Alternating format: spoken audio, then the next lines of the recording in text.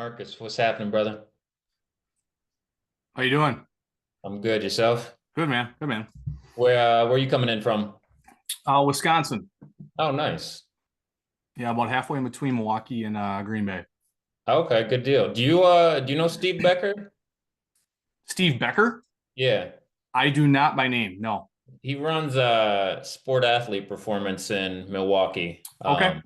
So he'll be here in a couple weeks. But he trains like a bunch of those guys like Halliburton and Poole and Hero and a bunch of Okay. that community out there. Nice. Very nice. Yeah, I don't by name. I'm sure there's people I know that are connected to him somehow, but Oh, sure, I'm sure. Yeah. Simon, what's up, man? Good to see you again. Hey John, good to see you. How's everyone doing? What's happening your way?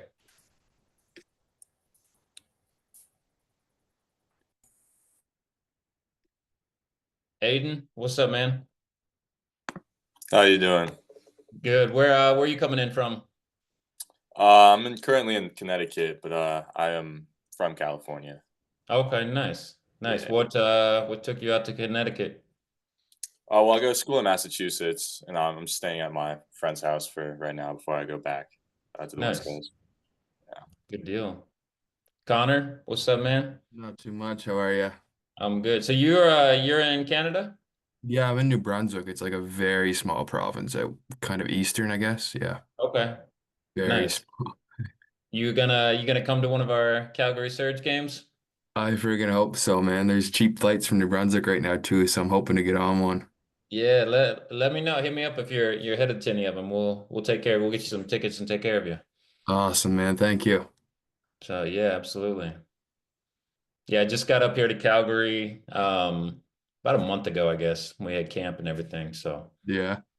Have you been anywhere? Like, I know there's a Jasper pretty nearby. It's beautiful, apparently. I haven't been, but I want to go. yeah. Now we've been on the road since I got out here. We played, I'm trying to think, Edmonton, Niagara, and then we head to Winnipeg this weekend. So Okay. Double header of Winnipeg, isn't it? yeah, we play there Friday and then back here in Calgary on Sunday. So Oh, that should be good then. yeah. I'll Luke, what's probably happening, watch it. brother? John, how we doing? I'm good. Good to have you here. Part of my time zones.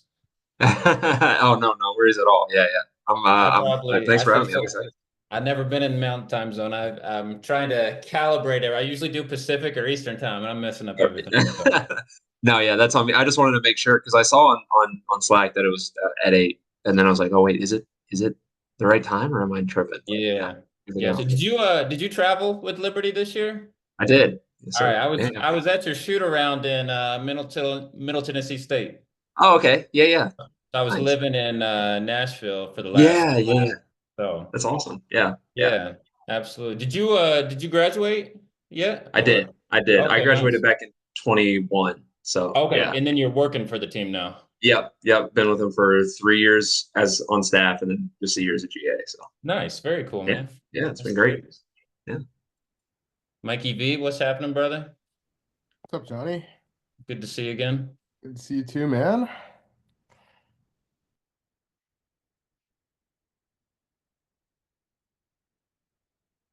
Mikey, what you been getting into? What's happening in Portland? Um, it's been a really kind of a gloomy fall so far, but Yeah, we're hoping to get there. I that see sounds Zach Rivers on here. Let's go. Frazier, awesome.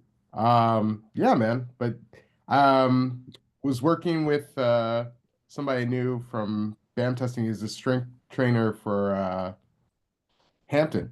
And we put out this uh I usually put out the vert reach thread that I do every year, and this year added visuals with his help, so that was cool. gotcha. Nice. So I was working on, yeah, just following the draft combine and the usual. Yeah. Yeah, you can break that down with us. So, Coach Cho, what's happening, brother? Hey guys, how's it going? Good, good. Man, it's You on loud in the? this cafeteria. Sorry, I'm on the move. Oh, you're good. I feel Where like you when at? Caleb was on tuning in for one of your calls on the while at a baseball game. Oh, no, Caleb was always somewhere wild every Somewhere. time. So Trying to be like him. yeah, no, it's good. Kendra, what's up? Good to see you.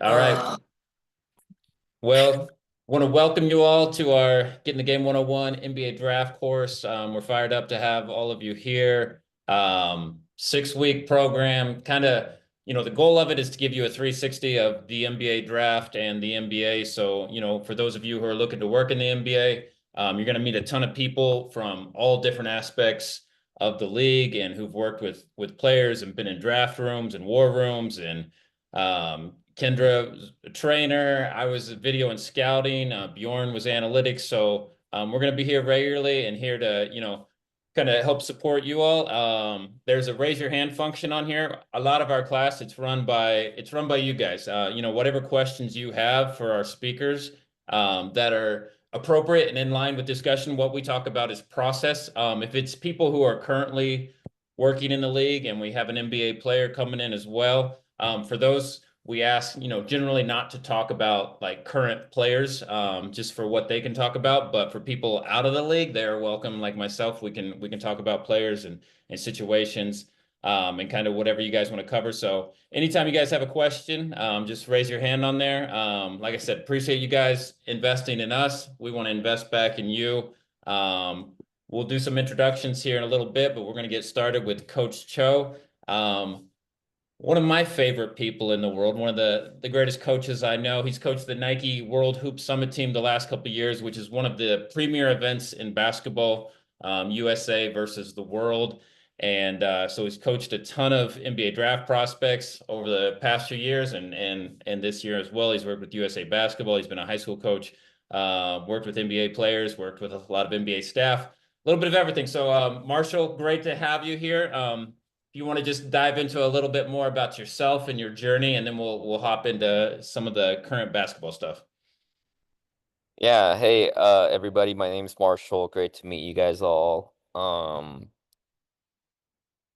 always say big time's where you're at, and currently I'm sitting on the floor of a cafeteria, waiting for a clinic that I'm gonna do in about an hour, and some private lessons as well. But so you go from the highs of the high of being the head coach of the world to making sure, I can have a schedule that's flexible enough to be around for my kids, take care of my mom who's been on a 10-year cancer battle.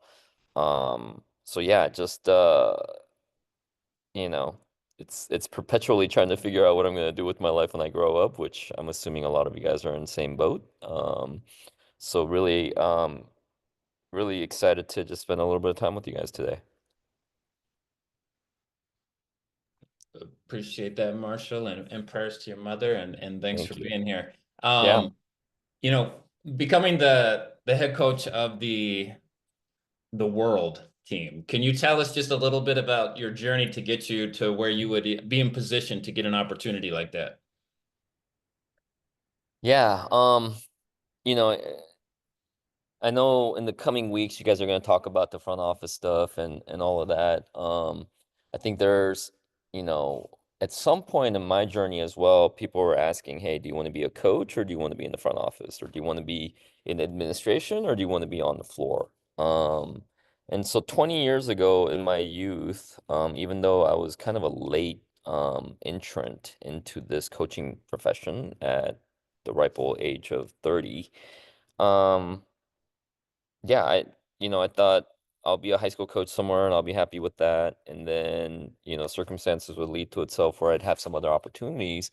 And I found myself, maybe being ambitious about, I went through a phase at one point. And I think a lot of people fall into traps of this, like you make your destination your thing, right? So like in my mind, like I want to be the first Asian American Division I head coach, and this is like I had that inkling, let's say, I don't know, like at 33, which was like 2007, 2008. And I was kind of working towards those goals. I was living in Africa at the time. I got myself into an opportunity to work at the Matha Catholic High School, which is a powerhouse national program. I got myself to being a director of basketball operations at the University of Portland. And I touched on this with my mom getting sick earlier. you know, I really came to a crossroads in my life. I had just had my second child. My son was like 3 years old. My daughter was just born.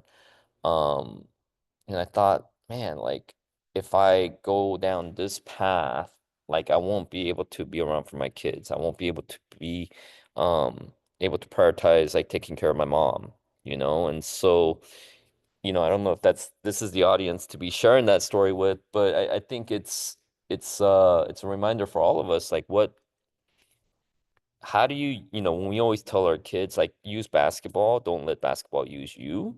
Like, how am I doing that? How am I modeling that? And for me, that meant like prioritizing my family and putting my career ambitions off to the side a little bit.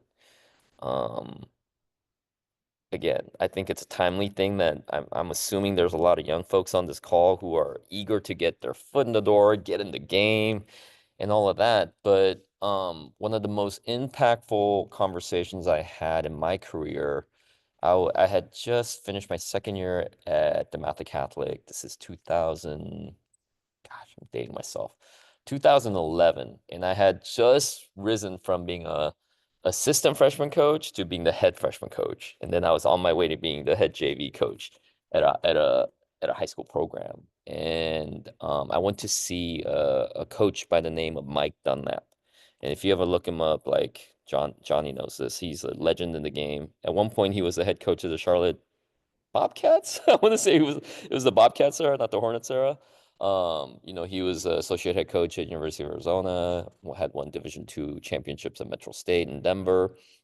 He had just recently been hired as an assistant coach at my alma mater, University of Oregon, and he was working for Ernie Kent. And he had this reputation that like he was one of the best player development coaches in the world. So here I am, over my winter break, make the 2-hour drive south from Portland to Eugene, meet with this legendary coach, and I explained the situation of being on the hustle and being at the Matha. I'm commuting an hour each way from Baltimore to DC. You know, I'm on my way. I'm coaching all these high-level players, and Coach Dunlap just stops me like in my tracks and goes, "That's not sustainable. You're telling me you're spending just 2 hours on the road to go coach out of 24 hours in the day? Like, what are you doing?" And then he proceeded to give me for the next 2 hours, like basically like parenting advice and marriage counseling and like life advice. And we didn't talk about basketball for the next 2 hours. And honestly, like with Coach Dunlap, I've never like gone back to talking X's and O's. It's anytime I run into him, it's about talking about life. And I think that was one of my formative experiences, like, oh, like this isn't the end all be all. Like I gotta prioritize like making sure my life is in place, and basketball really becomes the secondary thing, which I think for many of us in the industry is like that's a hard pill to swallow, a hard message to take. So what do you think, John? You think everyone's gonna drop out of this course now and just Yeah, no, it's good. I mean, it's good life advice. I mean, we talk about that a lot. Yeah. Even with, for all of you looking to get a job in the NBA, one of the things I talk about is life balance. When I'm interviewing people who want to get jobs in the NBA, and if you guys have read my articles, a lot of people just say, I don't do anything else in my life. I just do basketball. I eat, sleep, drink basketball. I sleep in the gym. And honestly, it's not very interesting. There's a lot of people like that. What's interesting is when you can connect with people on a human level. Like Coach Cho just said about his and Mike Dunlap's relationship. They talk about family and life. When you have connections, Luke, I graduated from Liberty. That's how we're connected. We're school. I'm from Indiana. Connor, you're from Canada. I just moved to Canada. When you can kind of reach people on a human level, that's when you're interviewing, those are the people that stand out. I remember when we were hiring with the Trailblazers, interviewing a bunch of analytics guys and coders, and one guy, we always ask people like, what are your hobbies? What do you like to do outside of basketball? Again, so many people just say basketball, that's it. It's not very interesting. The conversation ends there. One guy talked about how he really likes to cook, and he started talking about all these recipes that chef, and everyone became very interested in his cooking. He ended up getting hired because he had something that was passionate about it, and then he came to our team and started cooking for everybody. And so it's just like so interesting, just how those things, whatever your passions are in real life, how those play into things. So, all right, Marshall, onto the Hoop Summit. You've coached a lot of NBA players. Can you tell us what it's like at the Nike Hoop Summit, and you're surrounded by basically every scout GM in the country, and you're coaching these players? What kind of things are you talking to your players about and getting them prepared for the basketball court and life in these situations? Yeah, I mean, first of all, the Hoop Summit's a really interesting gig because you get a week with these players, and it's not often that these players go to these all-star events and they're there for like basically 8 days. They're there for 10 practices and then they get into one game. Um, even McDonald's All-American, Jordan Brand Classic, those events that sandwich, whereas Hoop Summit sits right in the middle, kids are coming in like midweek. Let's say they're in a in a city for like 4 days max. Couple things, I started as a middle school teacher, spent some time as a high school teacher, obviously spent, decade plus coaching high school level kids. It's a real unique opportunity in catching these boys when they're 17, 18 years old. And so just understanding that they're obviously other people's children, there's other people's players, and when I talk about just even being a high school coach, like I would always talk about it in terms of being a caretaker of the program, no matter how long, however many years that I'm granted to be that.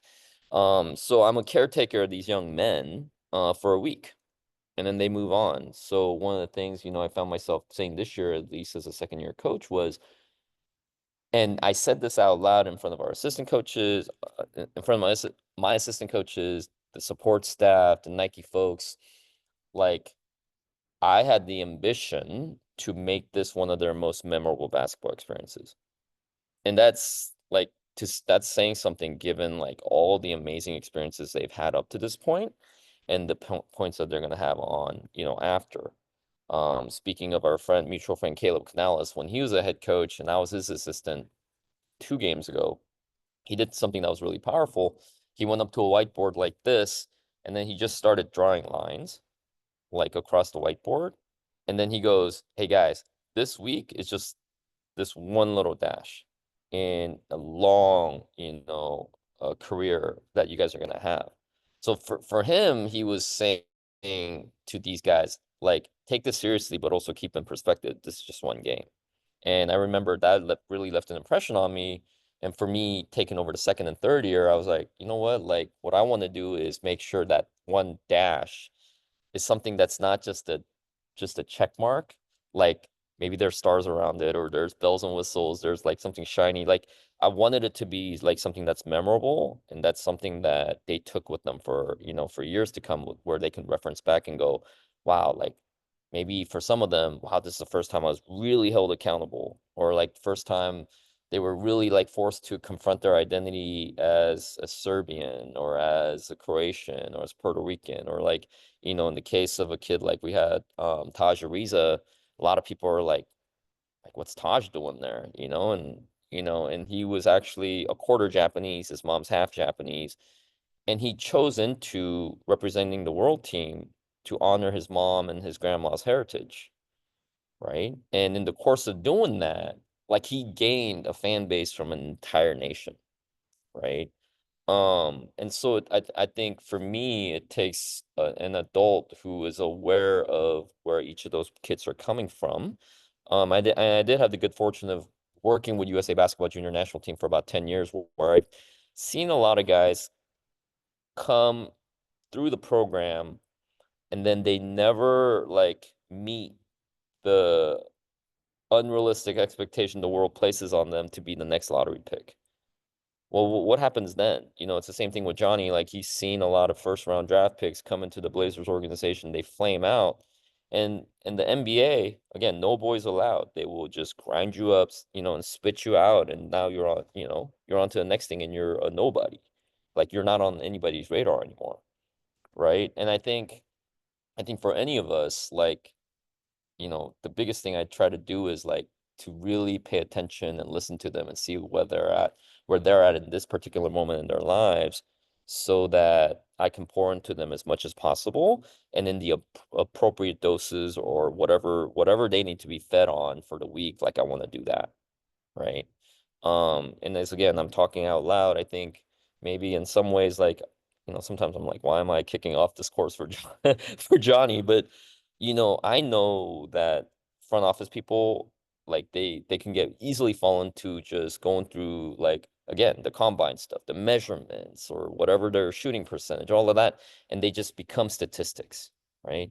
And I think when you think about the best coaches or the best front office in the world, like, they really have figured out a way to like see the whole person, right? When you hear about, Coach Popovich and him retiring and the impact that they had, it's not an accident that a person of that impact was leading an organization, and they've had all the success that happened because of, placing the character first and looking at the whole person first before they were even basketball players.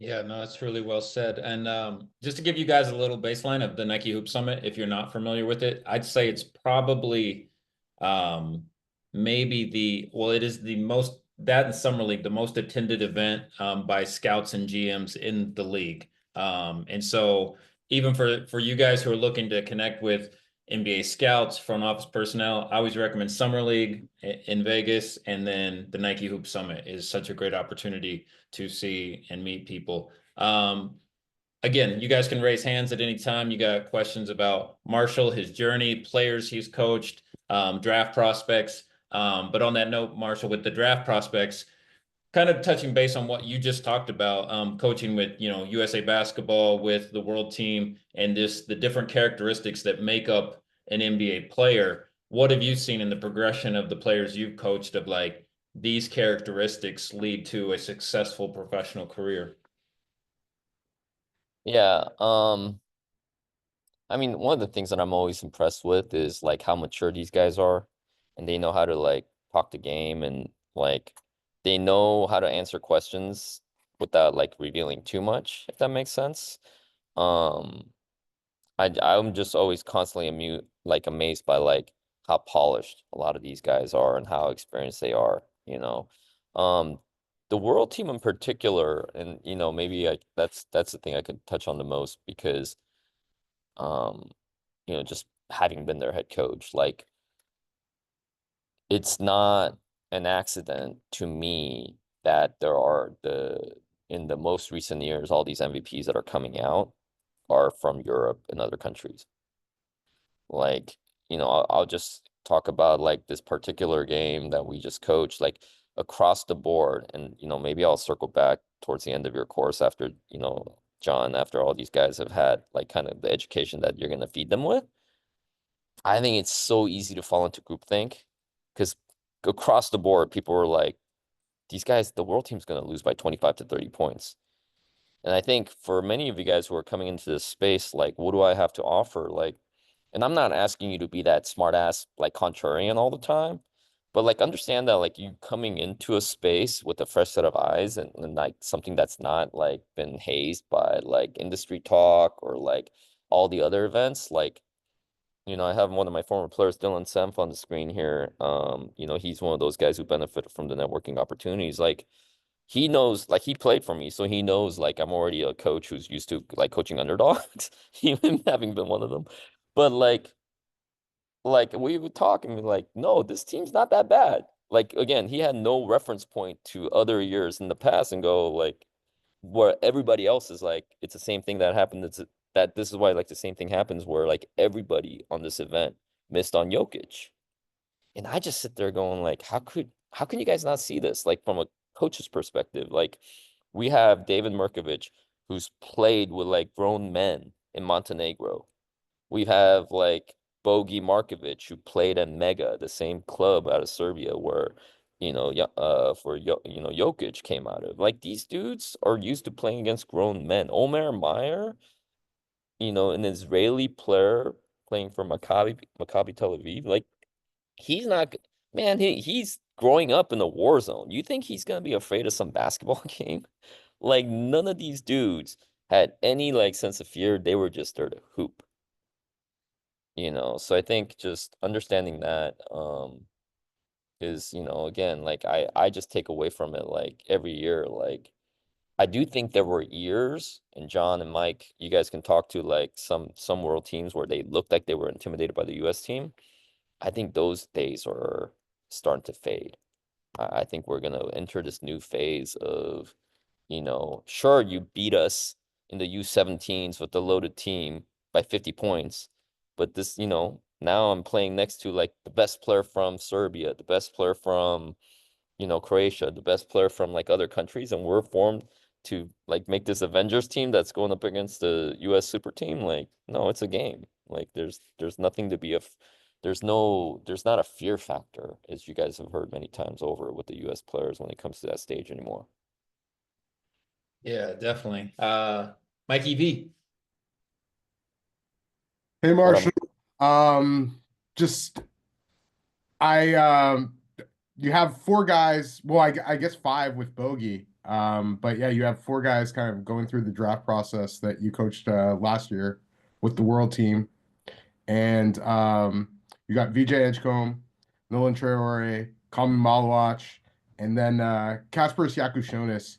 Yep. Could you break down like what you saw in those guys as far as like, having that ability to possibly enter the NBA after 1 year in college?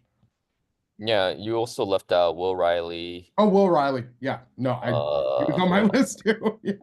Yeah, it's a lot. It's a lot, man. Yeah. No, they're all unique in their own ways. I think like Will Riley's, from Canada, played at Illinois, kind of a late bloomer, right? A little shy, and his game kind of sometimes it looks quiet, but then you turn around, he scored like 12 points in a row. I think it's always interesting to just kind of match their personalities to their game. So you have guys like that. I think Kama Malawach, same, he's a product of the NBA Academy. Um, I think a lot of you guys saw like in the NCAA's, he struggled in that last game that they played, Duke played, right? And he didn't have a rebound, and he's getting killed for it. I think, it's similar, like he didn't play well in our game, but you have to really be able to see the full picture on him. Like even when he came to us, like he hadn't had a lot of game experience, right? So for me to watch, like even through the Duke season, like you could tell like he's a half second slow on something, and the scouts are gonna just nitpick that to death, gum it to death. But like, no, let's give this like bigs especially. Like we all know they're supposed to take, like in the traditional sense, like 3 to 4 years to develop and come to their own. Like now they're just being pushed into into this draft process because like they're guaranteed lottery picks, right? And so no, I mean I think those two guys, like in terms of late bloomers, I think Will and Kama kind of fall into that category. BJ Edgecombe in a similar way, but like he had like what 3 years in the States, maybe four, playing at Long Island Lutheran. I think he's also like if you when you really look at it, he hasn't had that much rep in playing in this level of competition, but to see how he's adapted and thrived is really impressive. So I think it bodes well for him. And then there's guys like Bogey and Kasparas. I mean, and Nolan Traore, like these are like ready-made players, guys. Like I was touching on earlier, like I don't have that much of an ego to say like I have all the answers. I'm gonna tell you, like I've been telling a lot of NBA scouts and GMs who've been calling me on intel follow-up calls. Like those three guys can finish my sentences in a huddle. Like if I'm like last year, let's say, I had VJ Edgecombe and AJ DeBonsa and these guys, and maybe in a timeout, I don't want to overcoach or overteach in that setting. And so if I'm drawing up a play, maybe I'll just call the initial action and leave the conversation at that, right? Nolan Traore would then, as we're about to leave the timeout, be like, hey, and if option A is not available, here's option B and here's option C, right? Kasparas could do the same thing. Bogey was doing that this past year. So, I think, I think there's a couple coaches on this call too. I think that's a challenge for us to say, like, what are we doing producing players who can match that for the long run? How is it that like when you watch Jokic or when you watch Doncic and they can, I mean, it really, to me as a coach, it feels like they're playing chess. And a lot of our players that we're producing are playing checkers. What are we doing? Right. So, yeah, those are the things that stand out to me, Mike. And then beyond that, like, I just think like all of those guys, like, those are guys like I would trust, like babysitting my kids, like every one of them, like they phenomenal young men, and just the amount of humility they have given, like they're like a year away from being multimillionaires is it's pretty impressive. Yeah, good stuff, Marshall. Kendra. Hi, Coach. Nice to meet you. You were speaking earlier about how like the guys from the world have a little bit more life experience and like very different experiences that we might have here. How would you recommend like coaching the gap between players here that are like they only played 1 year in college, and then let's say you're giving them versus somebody that's got a little bit more development? Like, how do you kind of coach that gap when they're all on a team together? Yeah, I'll give you an example, Kendra. Like, that's a really good question. I get 10 practices, right? So what was really interesting the last 2 years, and I guess I'm kind of spilling the beans here on how my process. I don't know if, again, who's to say if it's right or wrong, because I'm 0-2 in the record books. But I did improve from year 1 to year 2, right? But both years, because all the players are coming in so new, like I would say like my first 3 practices, I give very little structure, right? So what was interesting about that is like I remember Kaman Malawach and Ulrich Chomchi, who was drafted by the Raptors last year, 2 products from NBA Academy, and they're really used to their structure. And so they're also very unique. So that's like they're a different development like end product than like what you get in Europe, right? And they came to us and be like, Coach, like, when are you gonna put in our team offense? And our coaching staff, we were just laughing because like the American kids who had just come from McDonald's All-American game, like that is the furthest thing from their minds to be like, what offense are we running? What's our defensive package? So even this year is a similar thing. Like we're just hooping, and like there's guys who are like, all right, now come on, coach, when are we getting our offense, right? So Kendra, like I don't have an answer for you. If I did, I would go to Adam Silver on the long-term gap. Like I think that's maybe the 12 of us, 16 of us could sit here and put our heads together and figure something out. I do think, I mean, even like I think I saw news today that like Barcelona and Real Madrid are considering maybe not doing their youth academies anymore because they're just getting their players poached by the NCAA anyways, right? So it's an ever-changing like ecosystem. But that one being a pretty significant one in the last few years. But in terms of that week, you wanna, I was a school teacher for 12 years, a middle school math, and when I say like the art of being a good teacher is like it's not teaching to the middle, because there's a bell curve. To me, I think an exceptional teachers are the ones who teach to like the top third and expect the other rest of the class to come up to it, right? So I think even in that week of time, I have to coach to a certain level that's like basketball IQ, that like I can't cheat Kasper Jakachonis, Nolan Troyer, and Bogey Markovic to play dumber or whatever you want to call it, like a simpler brand of basketball. Like that's not fair to them, right? So I think it's really just like introducing like multiple sets, actions, and then whatever reads that they want to make out of it, like don't like at that point get out of their way and don't overcoach. And I think even when I was coaching at Lake Oswego, like towards the end of the year when we had, because even as a high school coach, in the playoffs, if you're going to try to win a state championship, or if you're trying to contend for a league championship, your players have been the teams that you're trying to beat, the good high school coaches have already scouted you. So you need players who are on the floor who can make their own decision in the second and third reads. I think it's no different when you're coaching in a game like the Hoop Summit. That's good stuff, Marshall. All right, Marshall, one of the things you brought up to us was NBA GMs, scouts, they're calling you after the games and asking you about the players. What kind of questions are GMs and scouts looking for as they make their evaluations on these players? I mean, I said this to all the guys earlier. I'm trying to give all the players the cheat code, like and some of it, I don't want it to be like a leading question where like guys are inauthentic and they're acting fake. Like they're acting like nice just to like make sure like they're getting pointers with the support staff or whoever. But I tell the players every year, like even when I was at USA Basketball, like the question they ask about or like, do they show up on time? At least on the off-court stuff, do they show gratitude? Do they speak up? It's all like anything I think again, like I said earlier, I think the reference was like, I would let any of these players like babysit my kids. Like I have a daughter, like it would be like any of these players, like if I wouldn't let them date my daughter, like they're they're out. Like I'm not drafting them. You know what I'm saying? So I think there's some of that. The on-court stuff is always interesting depending on what organizations are asking questions, but a lot of it again, it comes down to like how coachable are they and how quick are they to pick up instruction?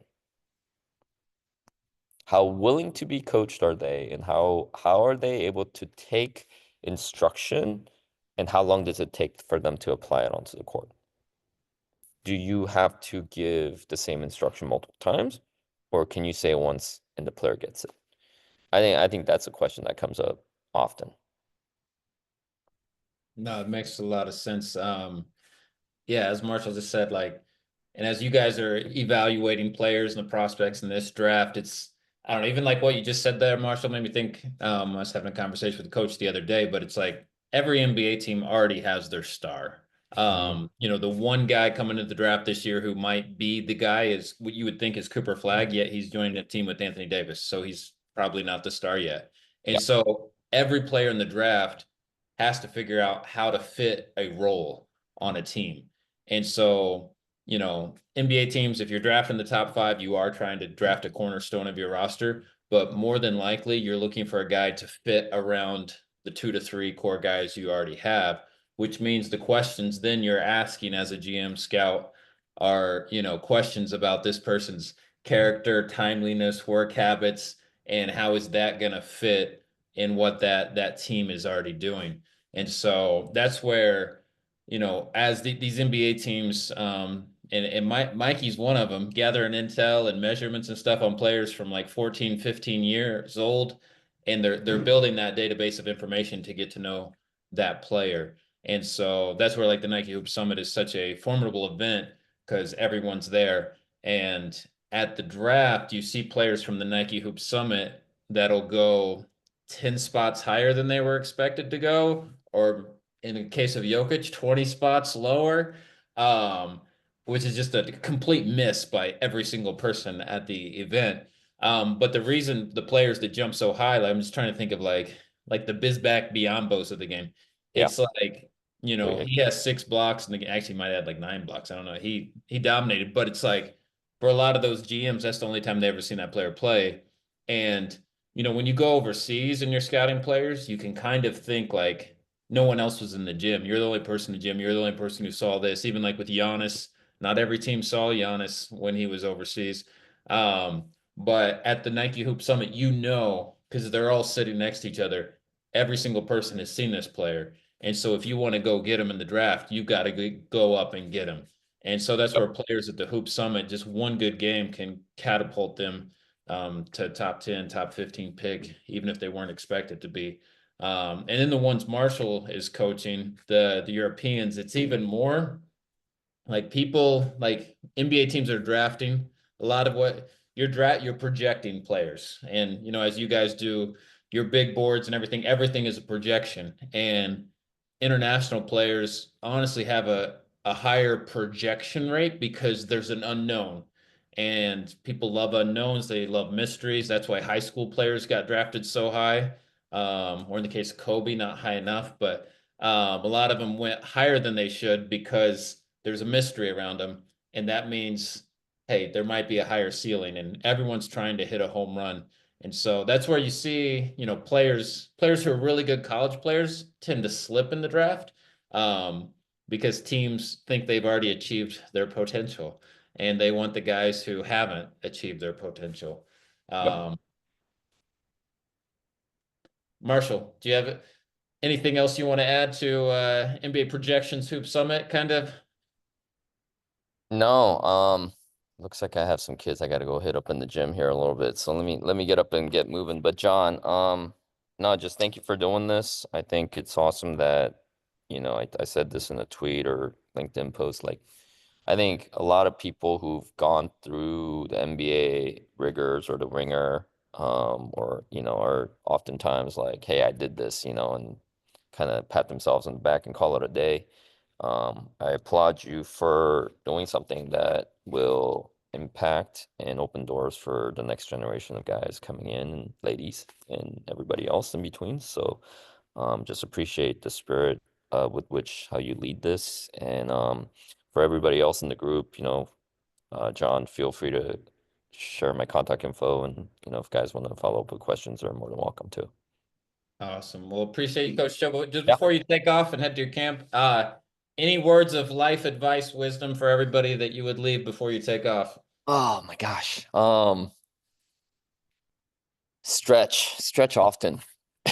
Like I just sat down for take care of yourselves. I think I turned 49 at the end of this month, and I still feel like I have a few more miles to, leave out there on the court, but I won't be able to pour into my players if I'm not at my best. So yeah, take care of yourselves on and off the court. I would say the biggest, take time to stretch.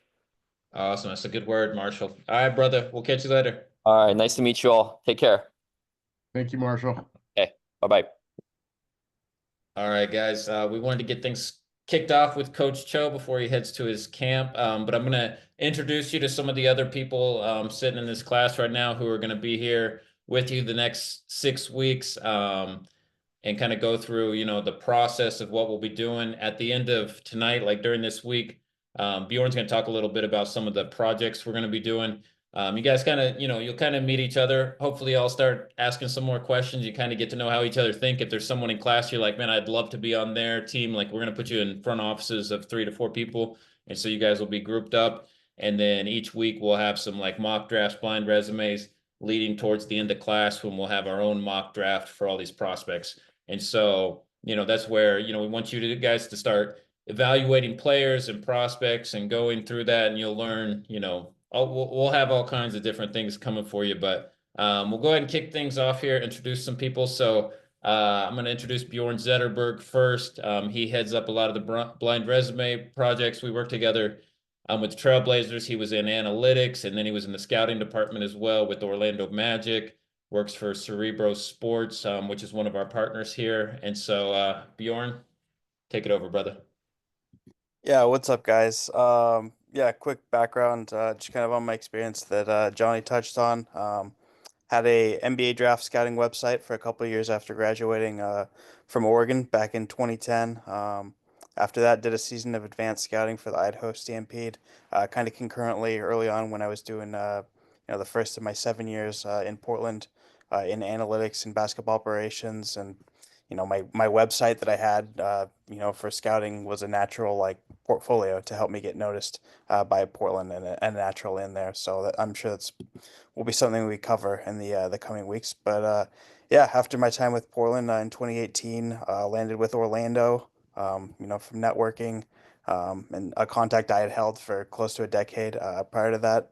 So did a couple years with Orlando in analytics and scouting. Did a couple years after that as an analytics consultant. And then I've been with Cerebro Sports as a data analyst for a little over 2 years now, where I run 3 levels of NCAA transfer portals and act as a basketball librarian, so to speak, on the platform, along with some sales advocacy. But yeah, look forward to getting to know you guys over the next few weeks, and glad you could all be here. Awesome. Thanks, Bjorn. And I'll just go ahead and tell you a little thing about Bjorn, which is cool too. But like, I don't know if you guys know Ben Falk from Cleaning the Glass. He's vice president of the Sixers. He'll be here next week. But we're the Trailblazers. He had like 20 different kind of coders working for him in the analytics department, and Bjorn was one of them. So there's like one, I know a lot of you guys getting opportunities. There's opportunities like that. He got one of those 20 opportunities, and then Ben asked him, or Ben asked all of them, hey, I would like some feedback on our process and what we're doing. And from what I gathered, 19 of them said, everything's great. We love it. This is awesome. And Bjorn wrote them 2 pages of all the improvements they could make. And you know who they ended up hiring? Bjorn.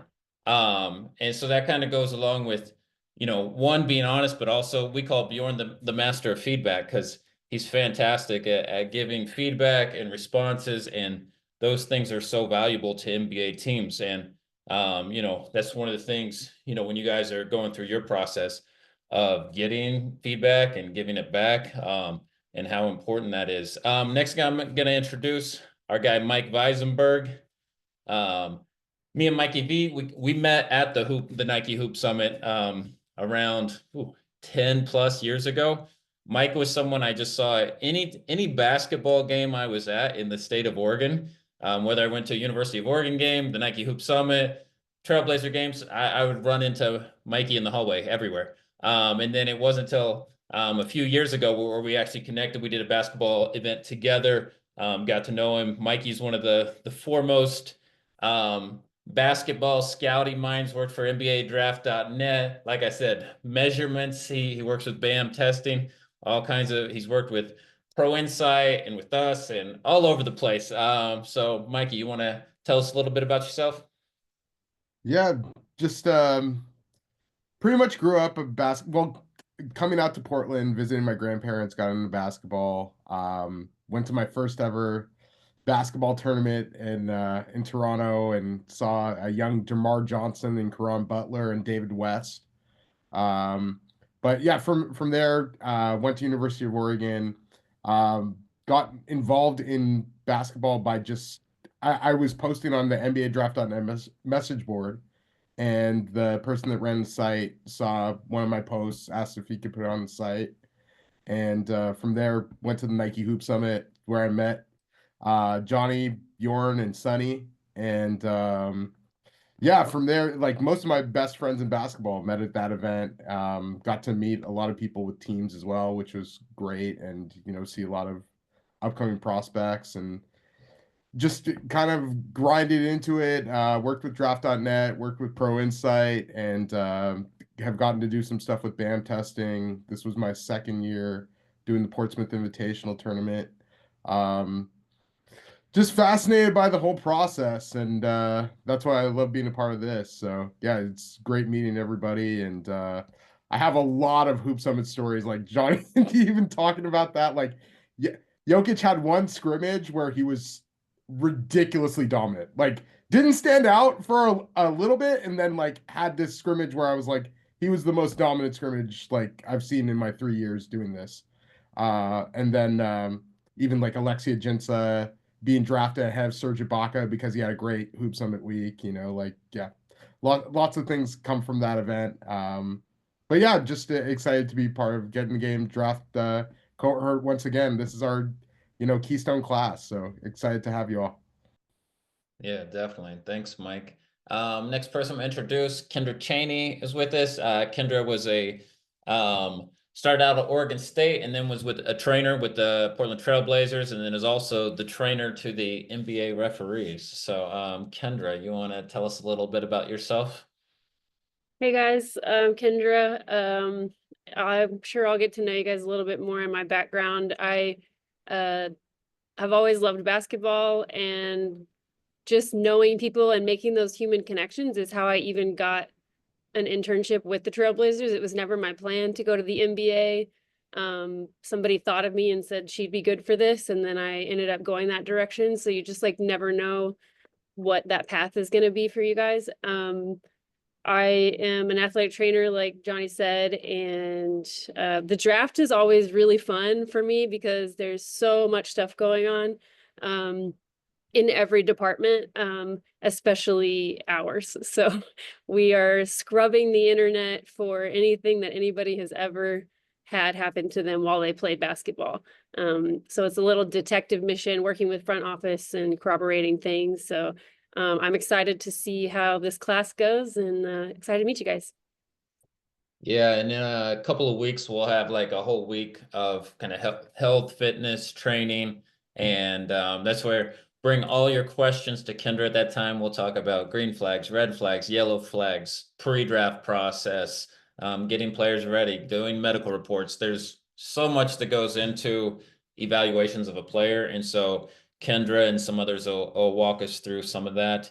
And next person we introduce, and we're gonna chat with him for a while. But that's our guy Sonny Alawalia, formerly of the Memphis Grizzlies. Also has done some work with Canada basketball and all kinds of other things throughout Canada and basketball. And me and Sonny, well, we kind of met at the Hoop Summit too. Like I'm saying, the Nike Hoop Summit, that's a spot. But we also met through different journeys in basketball as well. But Sonny, awesome to have you here as always. And if you don't want to just, so Sonny's going to actually speak. The rest of us are going to kind of be here regularly. Sonny comes in pretty regularly as well. But feel free, you guys have questions for Sonny, raise your hand at any time and he'll get to those. But Sonny, do you want to tell us a little bit about your basketball journey and how you ended up with the Memphis Grizzlies?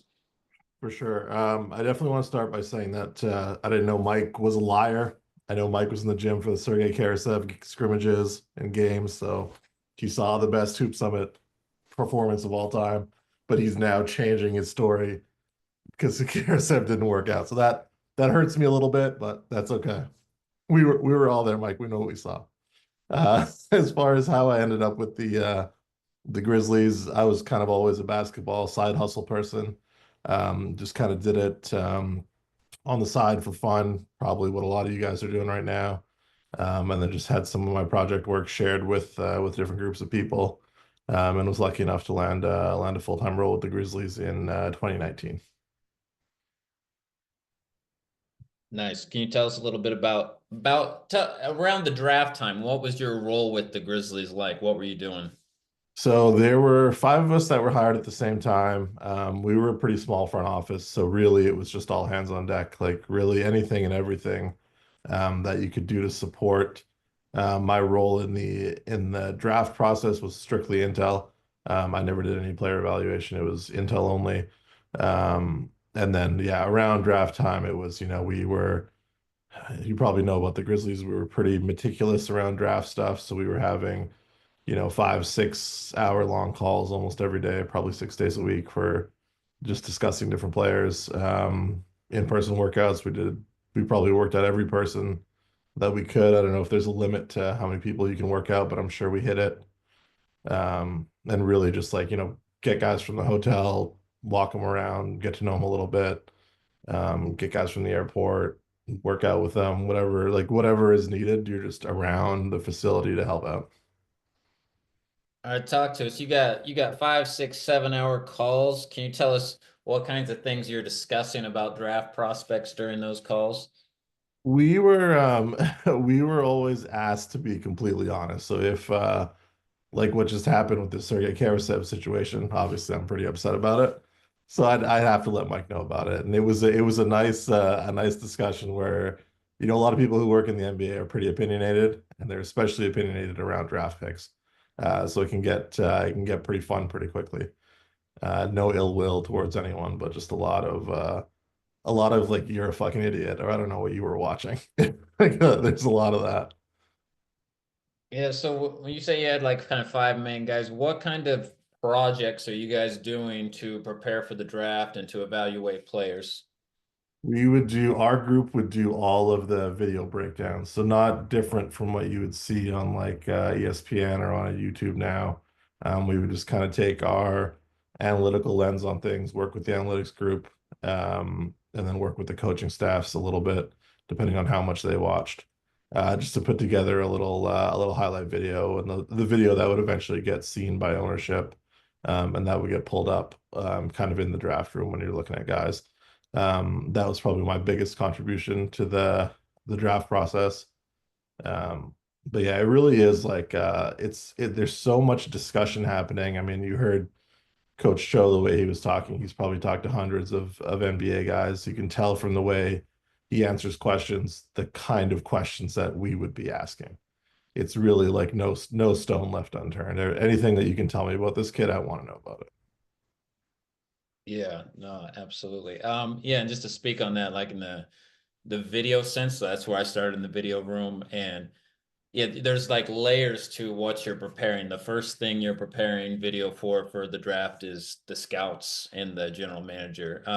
I feel like in some people's minds, you think a general manager just is always seeing everything and watching every game. They actually don't get to watch a lot of basketball because like 60 to 80% of their job is managing things and handling media. So they really do rely on their scouts. I would say, especially the good ones. There are some that just like to make all the decisions on their own. But the one they do rely on their staffs a lot because the staffs are the ones who are out meeting players, interacting with coaching staffs and all of that. But so like so for me, when I was a video coordinator, basically we had a scout or our GM heading to go see a player, I would watch 5 games out on that player. Kind of like if you're scouting for a team that you're going to play, you watch like 5 games out on that team. We would do that for players. And, I would put together, basically you're taking 10 hours of game film and putting into a 20-minute package where they can kind of see what this player's about and how they move and where they like to get their shots and get a feel for that player when they go to watch them play. Then for a coaching staff, now you're taking these, you're targeting 30 to 50 players in the draft, and the coaching staff is going to watch through those. Those are probably going to be, 5 to 7 minutes long. So you kind of, trim that up. And then, like Sonny said, now ownership's going to watch prospects.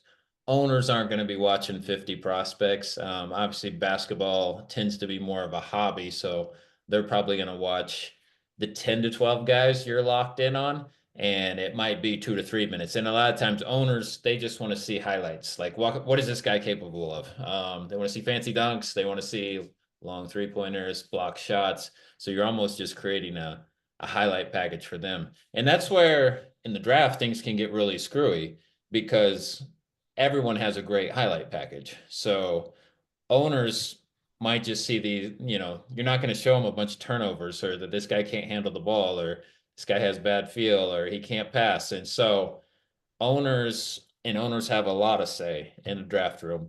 You'll never hear like a GM throw his owner under the bus because obviously that would be his job. But like when you watch the draft and you see moves that you're confused about, a lot of times there's a lot of owner influence in those. And so even like the day before the draft, what we would do as the Blazers is our owner would come into town and we would go through all the prospects, all the trade scenarios, everything we're looking at. And the owner a lot of times would have an opinion, which matters because it's the owner and be like, why isn't this guy higher? I like him. And then usually our GM would just move him up 5 spots because if the owner likes him, all right, well, we'll move him from 17 to 12. Or sometimes this is actually something I learned as a video coordinator. A couple times, like I said, the owner wants to see highlights. I had a couple games, different players that the highlights were in a different spot when I clicked play on the video, and the owner was like, "Why do we like this guy? He's not any good." And I was kind of stuck because I had the wrong game on, and we dropped a guy in our draft that we wanted. We were going to trade up for him. Actually, it's Troy Brown, local guy. So our management really wanted him, and I showed the wrong game film, and the owner couldn't. She's like, why do we like this guy? So we dropped him. Worked out for me because he didn't turn out to be a player. But there's a lot of those scenarios. Video coordinators hold a lot of power in the draft room. I'm sure Sonny could speak to that as well. But one of my first, when I was an intern with the Trailblazers, I became full-time on the scouting staff where I break down film and stuff. But when I started, I was working for the coaching staff, and we started out and they were just like, hey, put together some film on players. So for me, I didn't have a system yet, and I just threw some games together. And kind of like I said, like, our first game was Nick Calathis. I don't know if you guys remember Nick Calathis, but he was one of the first guys we had film on. We were looking at, draft him as a point guard. And man, in college, he was just like always, fancy pass, no look passes. He started the game with 3 no look pass turnovers. and we're showing the film to our coaching staff. They start dying laughing, like they can't believe this guy's on our board, and they stop the film. They're just like, done, we're moving on. And I was like, oh shoot, kind of showed the power, and kind of even like for you guys, those entry level positions, like the power, the video or the analytics or whatever you put together, like has great importance.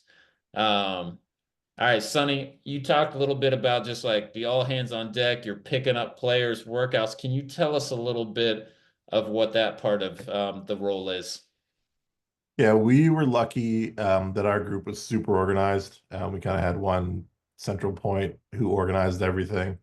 So not that you found out super far in advance, but usually, midnight the night before, you'd have an idea of what at least your morning was going to look like.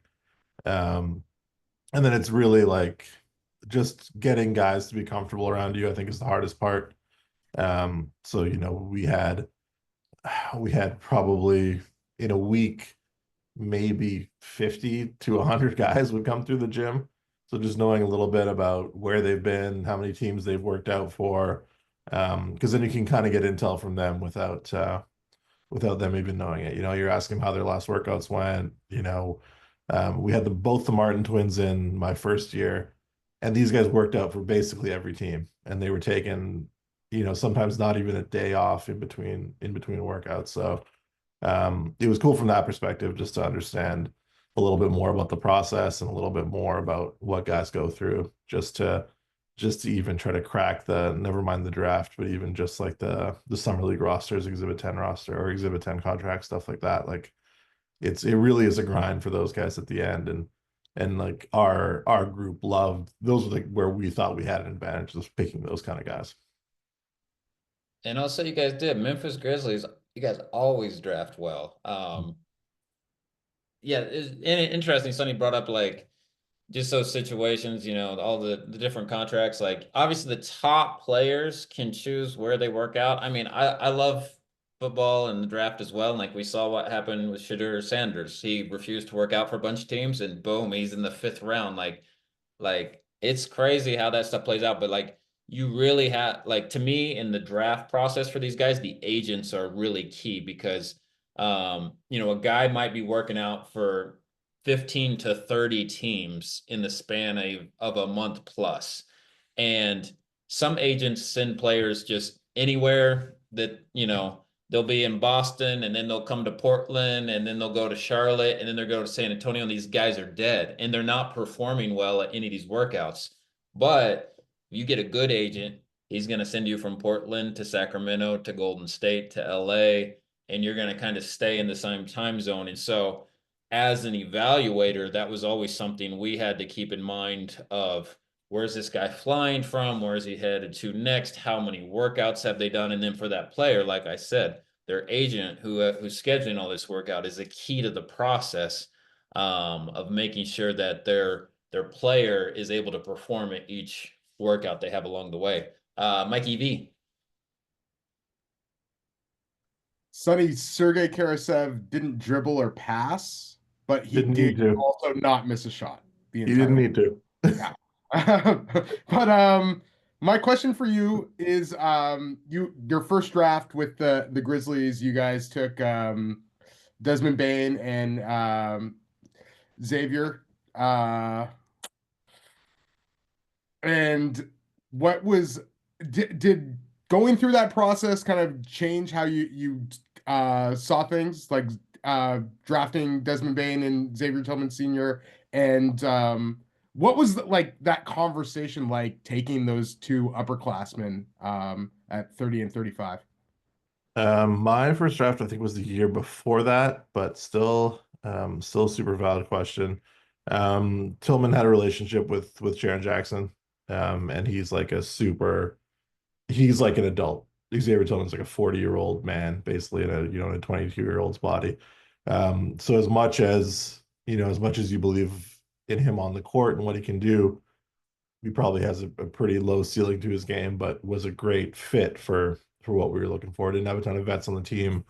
At that point, I think we had traded most of them, but just a guy who who would come in, fit in, and not try to do too much, and take care of one of our best guys. So I think that one was basically a no-brainer. Bane was interesting. I think the Celtics had 3 picks that year, and they traded us their third pick. So I think Bane would have been available in the second round, but to get a guy like that at the end of the first round is pretty unbelievable. I think that's what the Grizzlies did really well and continue to do well is kind of take flyers on guys who maybe don't fit the physical profile of elite NBA players. You know, if you look at Desmond Bane at that time, you'd never think that this guy would be one of the top 20, even two guards in the league. And he's certainly far surpassed that. Um, just just a guy who I think those guys are a little more humble, so they can be a little more malleable in their games. That summer league, I think he played point almost entire summer league. I don't know that he had ever played point guard in his life prior to that. But yeah, I think upperclassmen would probably come in a little more humble. I don't know how it is now with, you know, some guys who stay in school and just get paid the whole way whole way through. Maybe it's a little different, but yeah, I think those two guys are good examples of the Grizz drafting for a little bit of upside and a lot of culture fit. Yeah, if you wouldn't mind touching a little, like Desmond Bane is such an interesting one because people look at his measurements and they're like so many people just wrote him off their boards. What was it that you guys saw in the intangibles that were like, yeah, we want to take a chance on this player? I think from what I remember, all the intel on him was very positive. Just who he was as a worker, who he was as a person, who he was as a teammate. I think a lot of the shooting markers were already there. Mikey probably remembers this off the top of his head, so he'll correct me if I'm wrong, but I think a lot of the shooting markers were already there. I think there was some, like, you know, when we go through these, Johnny, you, Bjorn, and I have talked about this, like just watching guys make NBA plays, even if it's, you know, rare, it's one every few games, just to see the flashes of like the kind of NBA skills that they had. I think he had a little more of that in his game than people gave him credit for. And I think the Grizz are they're a little more open to taking these kind of high floor, potentially low ceiling guys than a lot of other teams are. They're kind of okay hitting a bunch of doubles and triples and maybe letting the home runs pass them by a little bit. Yeah, no, that's a good way to put it. And that's kind of like I talked about, you know, where people are projecting, everyone's trying to hit a home run. So the teams that are like, hey, I'll hit a double, I'll hit a triple, like you can get some really good players later in the draft because those guys are sliding. Well, everyone's taking, you know, the international kid, the IMG kid, you know, whoever the more unknown prospect. Dylan, what do you got for us, brother? Hey, it's tough. I had a couple of questions. First of all, you guys talked about the kind of ownership, uh, how that is involved, how they're involved in the draft process.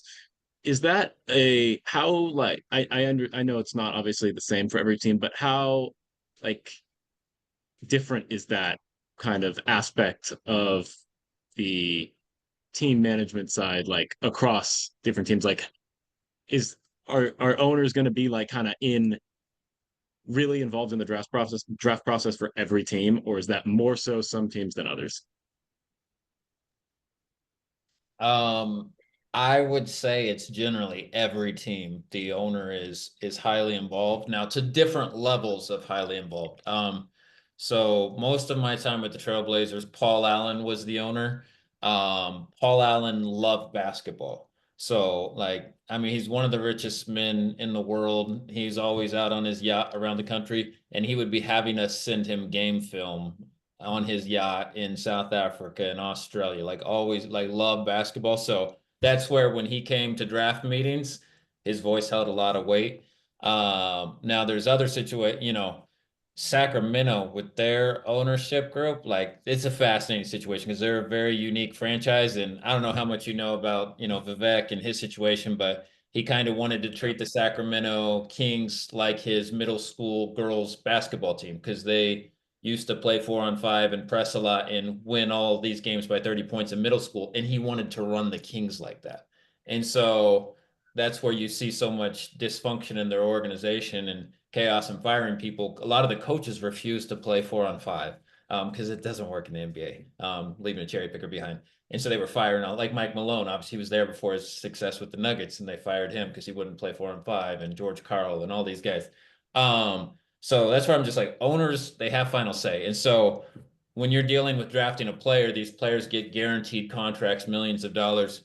So every owner wants to know all about this player and have a say in whether they're going to be on the team or not.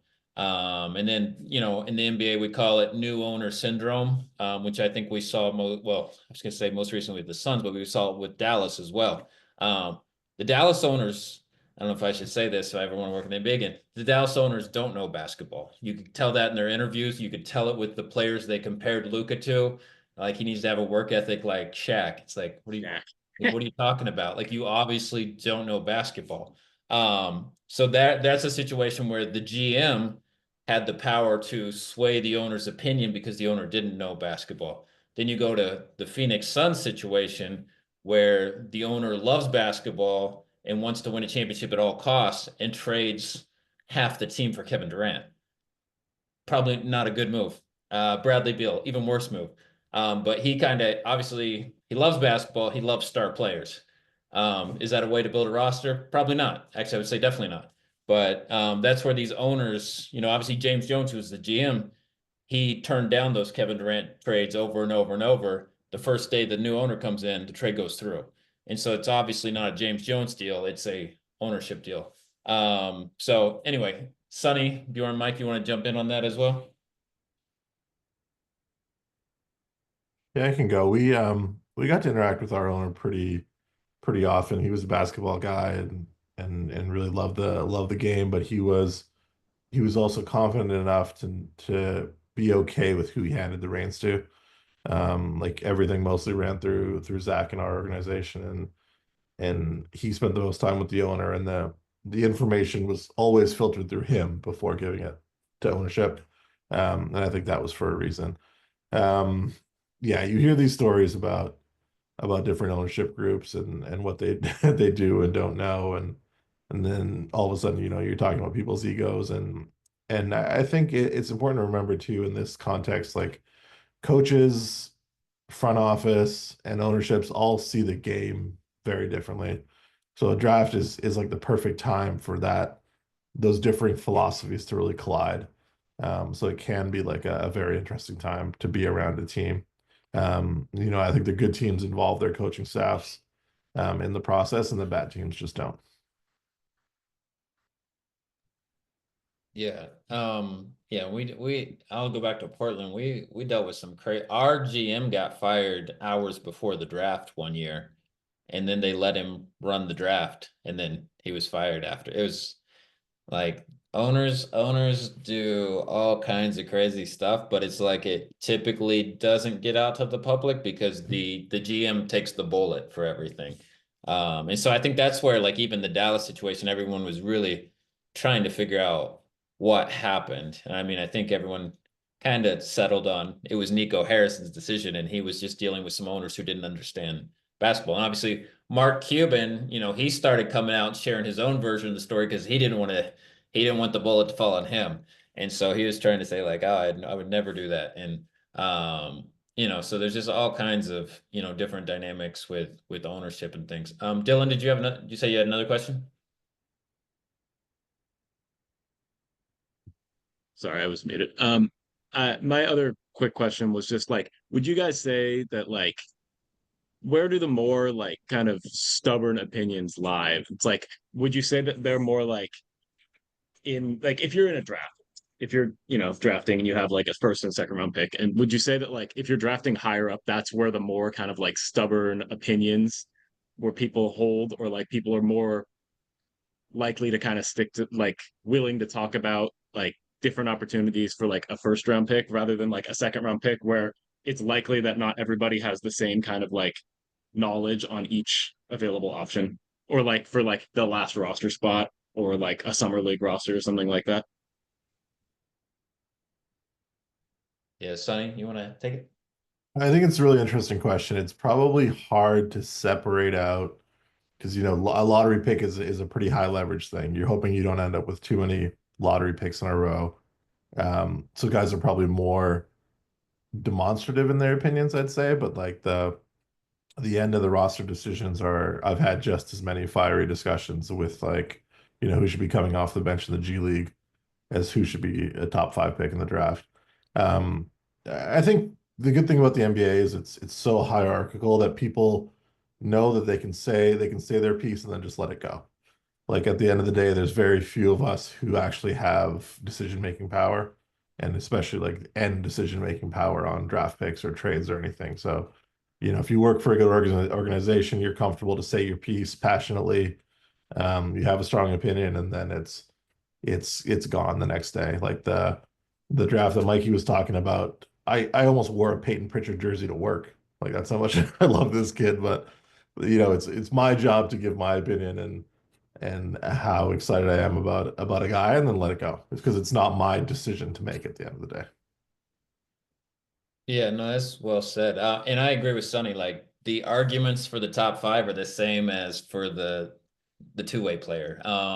They're across the board. People we love. I mean, probably same with you guys when you're debating players with your friend. You love to argue and debate, and it's like getting to do that for a living is pretty cool. And people like love to argue and debate players.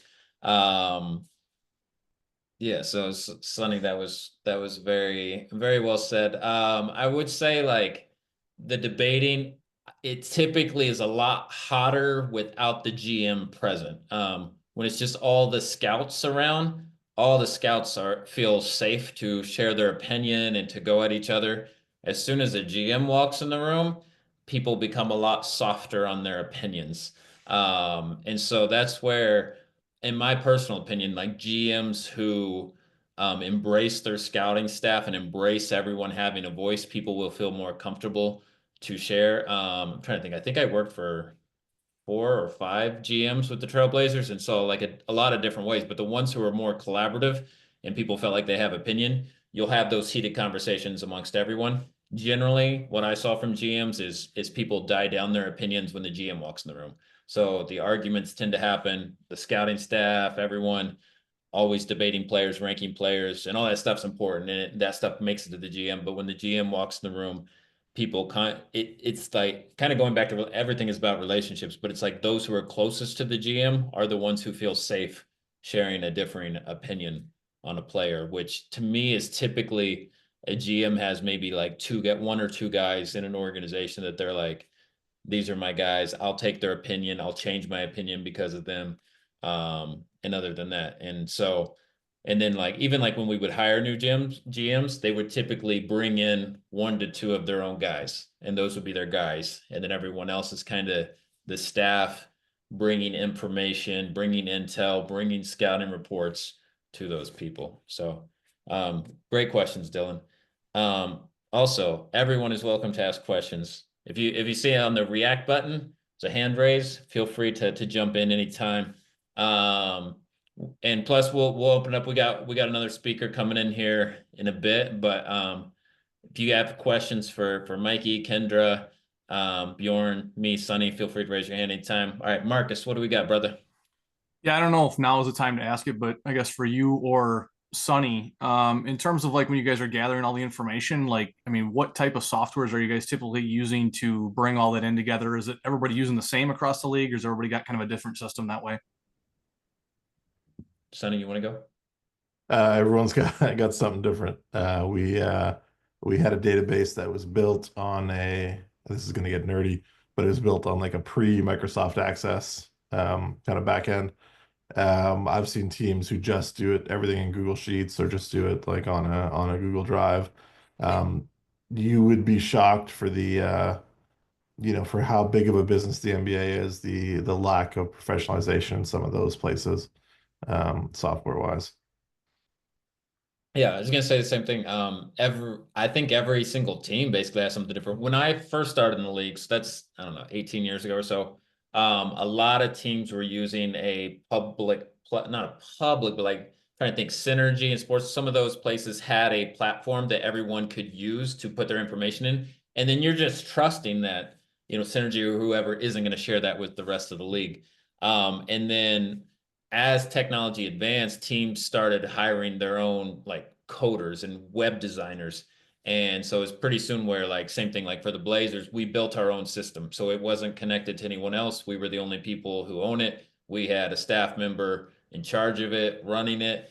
And then kind of how we built ours out was then each person on the staff, whatever our role was, we fed into that system. So that system included all the intel, all the history of injury reports, all the video of players. When our scouts would go, they'd add their scouting reports. So then the interface would just kind of continually, like for me as a video coordinator, I'm uploading new videos every day. So scouts can just click in there. They see all the new scouting reports coming through, any intel reports, media reports. And then that's where I said, we start scouting these guys at 14, 15 years old. You can basically click on a player and you just have a history of like, okay, from the time this kid was 14, here's what scouts were saying about him. Here's how we evaluated them. Someone like Kendra, she's going to have all the medical reports in there and you can track like, here's the games they've missed since junior high, high school, college. And now like she takes that information and how does that project for their career? And so, yeah, so everyone's kind of building their own systems and then just pumping it full of information. Bjorn, did you want to jump on that one? Yeah, absolutely. And I'll say one thing about that is we talk about where different teams are in terms of like, just hierarchy and process and where they are as an organization. Like when I first started in like Portland, like 2011, like Ben Falk had built out like an entire infrastructure, like a database. So we always just kind of got used to using that, being able to go in, see every like player stats and like, it progressed over the time period that we were there and evolved and got better and better and better to built out to a point where, Johnny would upload those videos and be able to go in and see all of it. And it was like fantastic. And then, moving to Orlando, which, had gone from Rob Pennigan to Jeff Weltman, like there'd been a little bit of a change. They had one full-time analytics guy with Hennigan, and then Weltman comes in, gives him more autonomy. They go from 1 to 9 full-time analytics people, and they are just starting to build out their database in 2018 and get something internally. So, I mean, they're well behind the curve, but like, I mean, you look at where they are now and they're all in on analytics, and I haven't seen where they are, but I would guarantee it's probably light years behind it where it would be. But I mean, we talk about Ben Falk. Ben is so ahead of his time, like absolutely on that Mount Rushmore of like NBA analytics people, and just the vision that he had of being able to put something together like that and build out an infrastructure, I think was definitely advantageous over the tenure of our time there. Yeah, no, absolutely. Aiden, what do you got for us? I was just gonna ask how important like player development was like post draft process because I think there's a lot of talk about like evaluating prospects and getting intel on them, but maybe if you draft someone and maybe like the coach is not giving them an opportunity, like how important is the like kind of the evaluation post the draft? Yeah, no, that's a fantastic question. I'll let these guys jump into it as well, but that's where like it's really important in my opinion. I mean, I guess naturally, but a GM and coach to be on the same page. Honestly, they rarely are. Rarely is a GM and a coach. A GM is going to draft for talent, and projection, like I said, and the GM's name is attached to whatever player they drafted, so they want to see them play. Coaches love playing veterans, all of them. So it's like, I mean, I think we saw that with the Denver Nuggets, that just they drafted all these young guys because they couldn't pay the vets. The coach was always pissed off because they didn't keep all their vets. The GM's trying to force him to play the young players. They both get fired because they can't communicate. And you see those kind of scenarios happen across the league quite frequently. So even like, going back to the Trailblazers with us, we had Ime Udoka on the team. That's like back in the day. Everyone in the organization loved Ime. The coaches loved Ime because Ime was such a professional, and coaches love having professionals on the court. But we had drafted Martell Webster at number 6, and we actually traded the Chris Paul pick to get Martell Webster. And so our GM and owner wanted to see Martell Webster play. Martell was never going to play in front of Ime Udoka. So what did they do? They got rid of Ime Udoka. And so you'll see GMs trading players usually against the coach's wishes. And so there's a lot of that's where that's a great question. Like the player development plan. It's important in my opinion. That's where like assistant coaches, player development coaches are very key because they're typically a layer removed from the coach GM debates to where their job is to develop players, the assistant coaches, the player development guys. And so you need to have that infrastructure in place so that those players can get into a position to develop. Now, where we see that go wrong again, I'll use, I don't know, Sacramento again, but we saw so many players go there. The Nick Stauskises and Jimmer Fredets and Ben McLemore, like year after year, none of these players turned out to be anything. And I think a lot of it was just the system they ended up, because they were firing coaches and GMs every year because they were trying to do all this funky new stuff. And so those players were never in a player development program. And so, meanwhile, you see teams like Oklahoma, San Antonio, Miami, who have like G League on up development program. And you see those players, Miami's great with it, but like, the Gabe Vincents and Duncan Robinsons and these second round undrafted guys who develop because they have a program and a system for them. And I see it in Oklahoma as well. And so how important it is, extremely important. How many teams have it?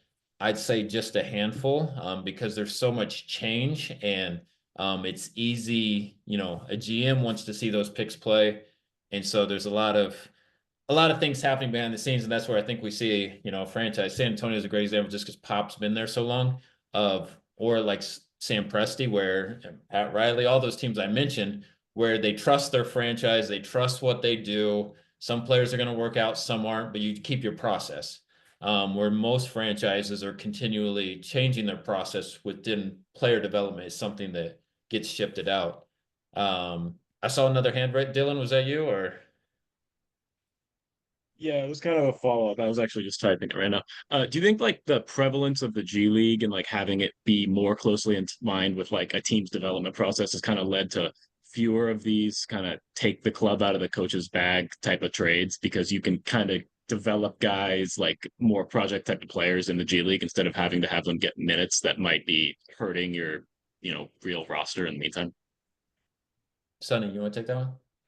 Yeah, I think 100%. Like I saw Grady Dick probably 3 or 4 times last year in the G League, and he didn't look like a G League player at all. But they were lucky enough to be able to put him down there, let him make his mistakes, kind of find the limits of his game, and bring him back up. And now he looks like a real rotation piece, at least on a bad team. So I think the G League, if deployed right, it allows teams to do exactly that. Just go get their guys reps. And I went to the G League bubble with the Grizzlies, and we had Sean McDermott from Butler down there, who was never a big time scorer, never a big time shooter, but his mandate was to get 10 threes off a game.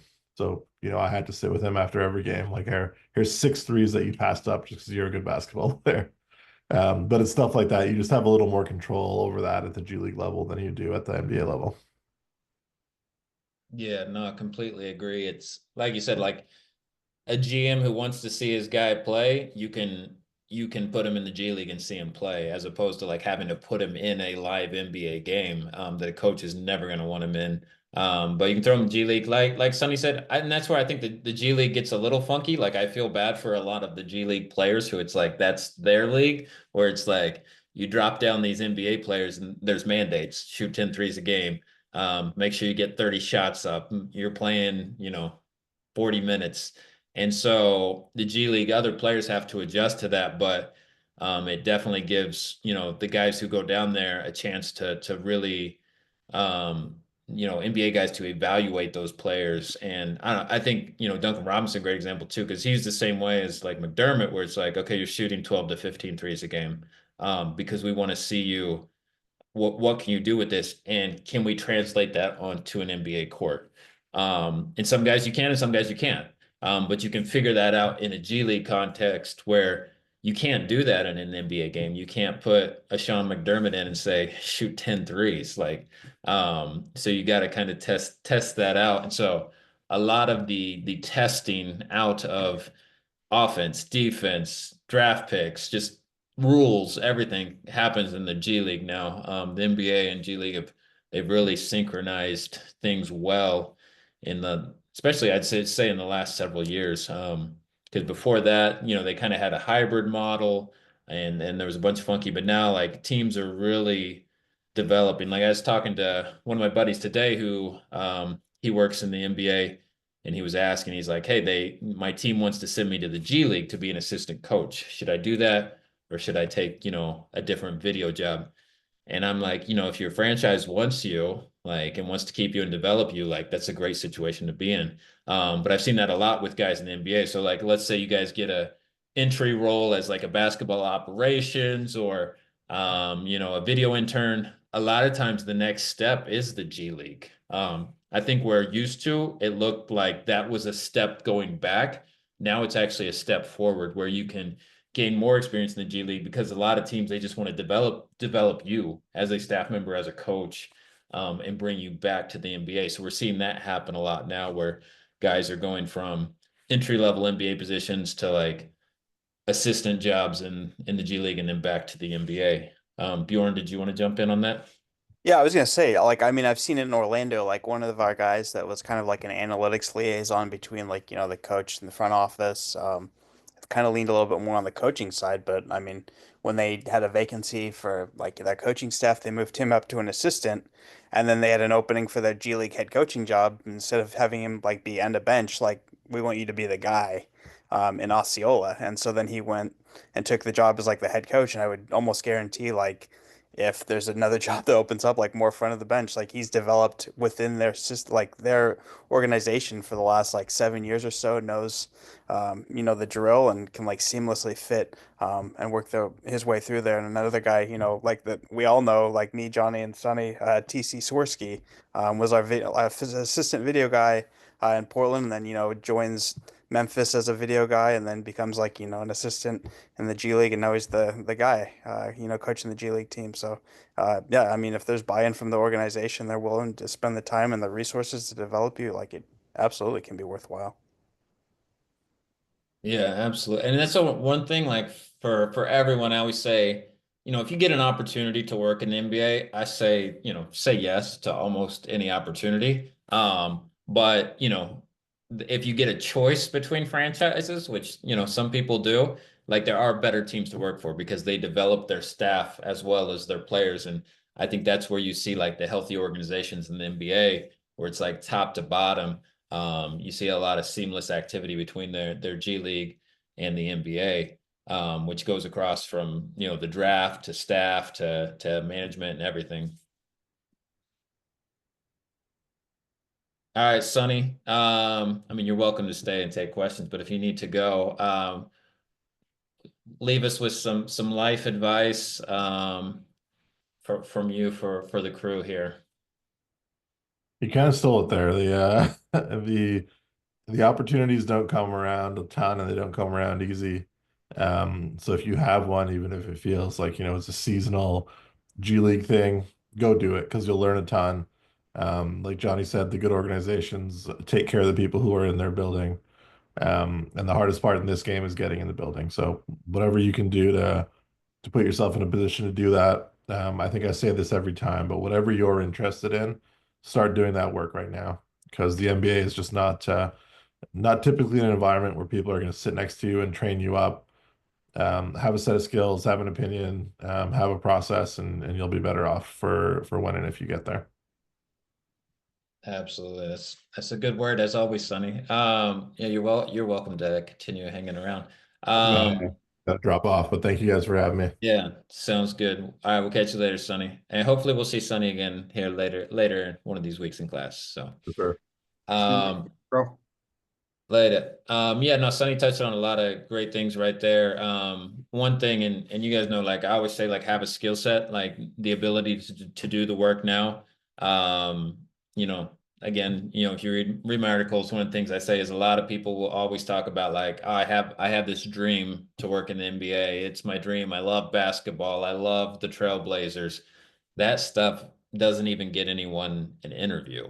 What gets someone an interview is I have a skill to offer and I have experience with that.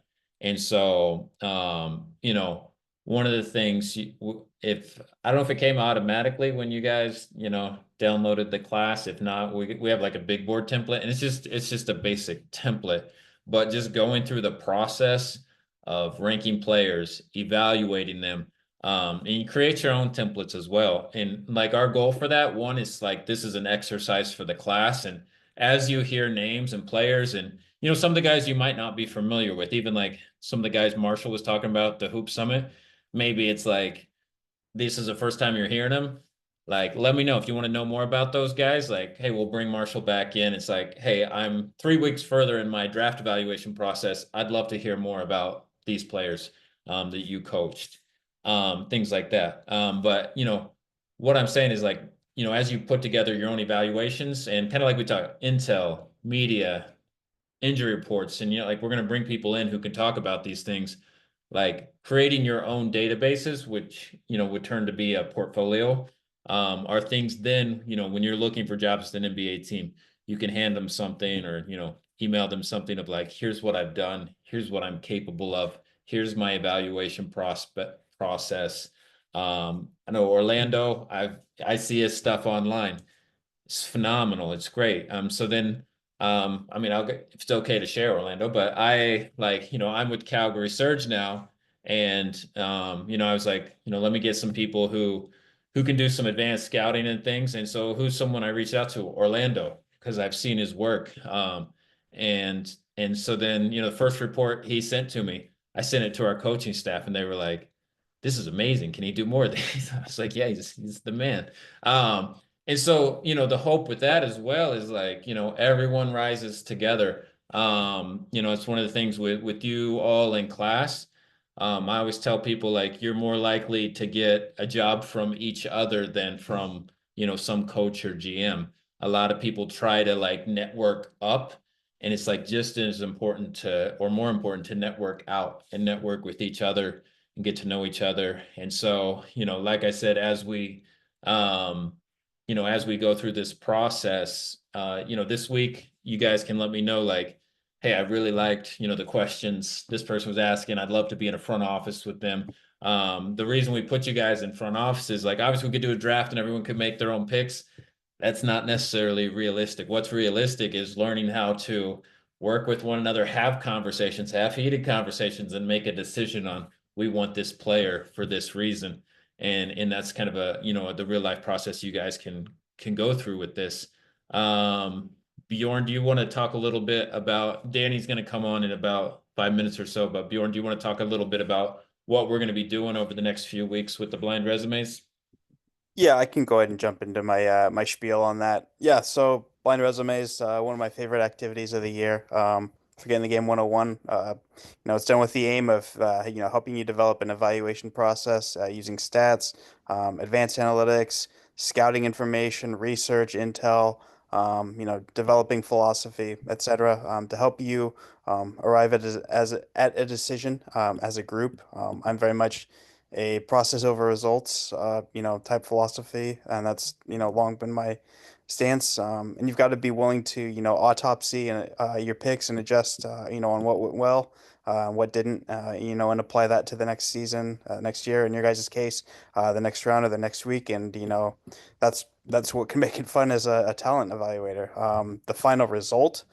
For our purposes, isn't nearly as important as the process that you use to arrive at that result. So, hopefully it's something that you can toy at, especially as I get into a little bit more of the specifics here, and adjust as you guys get more experience with it over the next few weeks, in the blind resume exercise.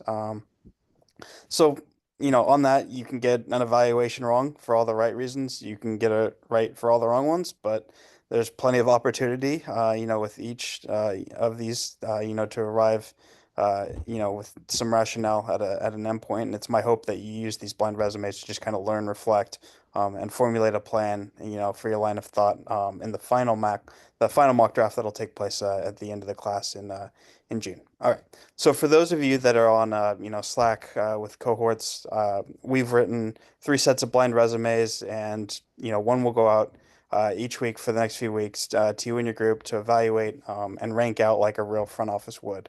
I want to make sure I say thanks to Mikey V, Jacob, and Alex for helping me put these together this year. This is 4th year I've done this exercise, and it's a lot of fun, but it is incredibly time consuming to put together, and they saved me a lot of work with their help in outlining the scouting note analysis for a handful of players each that they did, which I'm very grateful for. So yeah, just kind of want to briefly touch on the actual blind resume exercise itself. And I do have a PDF that outlines a lot of this as well, since I'm going to be talking at you for a few minutes. So no worries if you miss something here, you can always reference that document. But the first set of blind resumes that'll go out after this class will be for a dozen big men prospects, which will be, like I said, posted on Slack afterwards. And so the following week's project after bigs will be for wings. And then the next week after will be for point guards. So something to keep in mind as you guys put together and assemble your rosters. And it's not going to be like a full 12 man. It's probably going to end up being around like 7 or 8 players. It's pretty small, but again, it's just kind of get you guys some reps going through and building teams, in a draft formula and against each other. So each team is going to be assigned a star to have as their focal point on the roster. If you don't like that star, you can re-roll, so to speak. But if you don't like that second choice offered, unfortunately, you're going to be stuck with them. But you can still trade them regardless. And then from there, you're going to try and build around them. But you're ultimately free to do as you please as a front office. So utilize your draft capital and players however you see fit. Next few weeks, we'll hold a 2-round snake style mini draft where you can choose from the respective players of the positions on the blind resume of that week. Draft slots will change for teams each week, so hopefully you'll get a chance to pick from a variety of slots. But again, by no means are these draft spots static. You can move up or down if you like. Trade future picks or players to attain a better position. We've had years where there's been a flurry of draft activity, and some years where there just hasn't been as much. So definitely read the room though. Adjust how you see fit. Don't try and force a trade just for the sake of trading, but communicating and talking to other cohorts is part of the experience, and I think part of the fun as well. So on the actual blind resumes themselves, you'll see there's going to be 12 total players per position each week that are assigned with a pseudonym or a fake name. And these names are based on players, real information from the past 25 years. So it's going to include like their real bio data, stats from their most recent college season or international season, advanced stat, efficiencies, their Cerebro CRAM score, which I'm happy to explain before our speaker next week. But if you want to if you guys want more information, but generally the higher the number, the better in a nutshell. And then also the scouting notes that I briefly touched upon that are based on real evaluations of the prospect of them at the time prior to the draft. So there's going to be a good amount of like foreboding information in those scouting notes on the players, but there's also going to be some bad takes on others. Again, that's largely based on the general consensus at the time. So make of that what you will, but ultimately it's up to you and your group to decide what's important and what's not from that information. So after that draft is done and 10 players have been selected, between 5 teams over 2 rounds, I'll go ahead and do a reveal each week of the real players that those, bios are based off of and those scouting notes. Um, it's very possible you could stumble upon who the real players are in your research, and I changed some of the numbers as to try and not make it as obvious. But again, I implore you, please don't cheat and seek out that information as it will ruin the exercise for you and the others in your group. It's supposed to be about process, and you can't cheat on the actual 2025 NBA draft, so it will serve you no purpose in the long run. Like this is just supposed to be for fun. And I want you guys to, enjoy the exercise and the process that goes along with it, as it's a pretty unique experience. So let the reveal at the end of the draft, serve as the real fun. If you have suspicions about who it might be as a player, I would say keep it to yourself, but in your research, cast a wide net in your queries as to what group of players might emerge and who they might be among. So what I mean by that is instead of like looking for, players who specifically averaged, 25.6 points in a given season on 34.2% three-point shooting, maybe you look up like, players who average 20 plus points on 33% plus three-point field goals and see what emerges. Cast a wide net, not a super specific one. Let that group of players that emerges help you decide if it's good company or not. In some cases.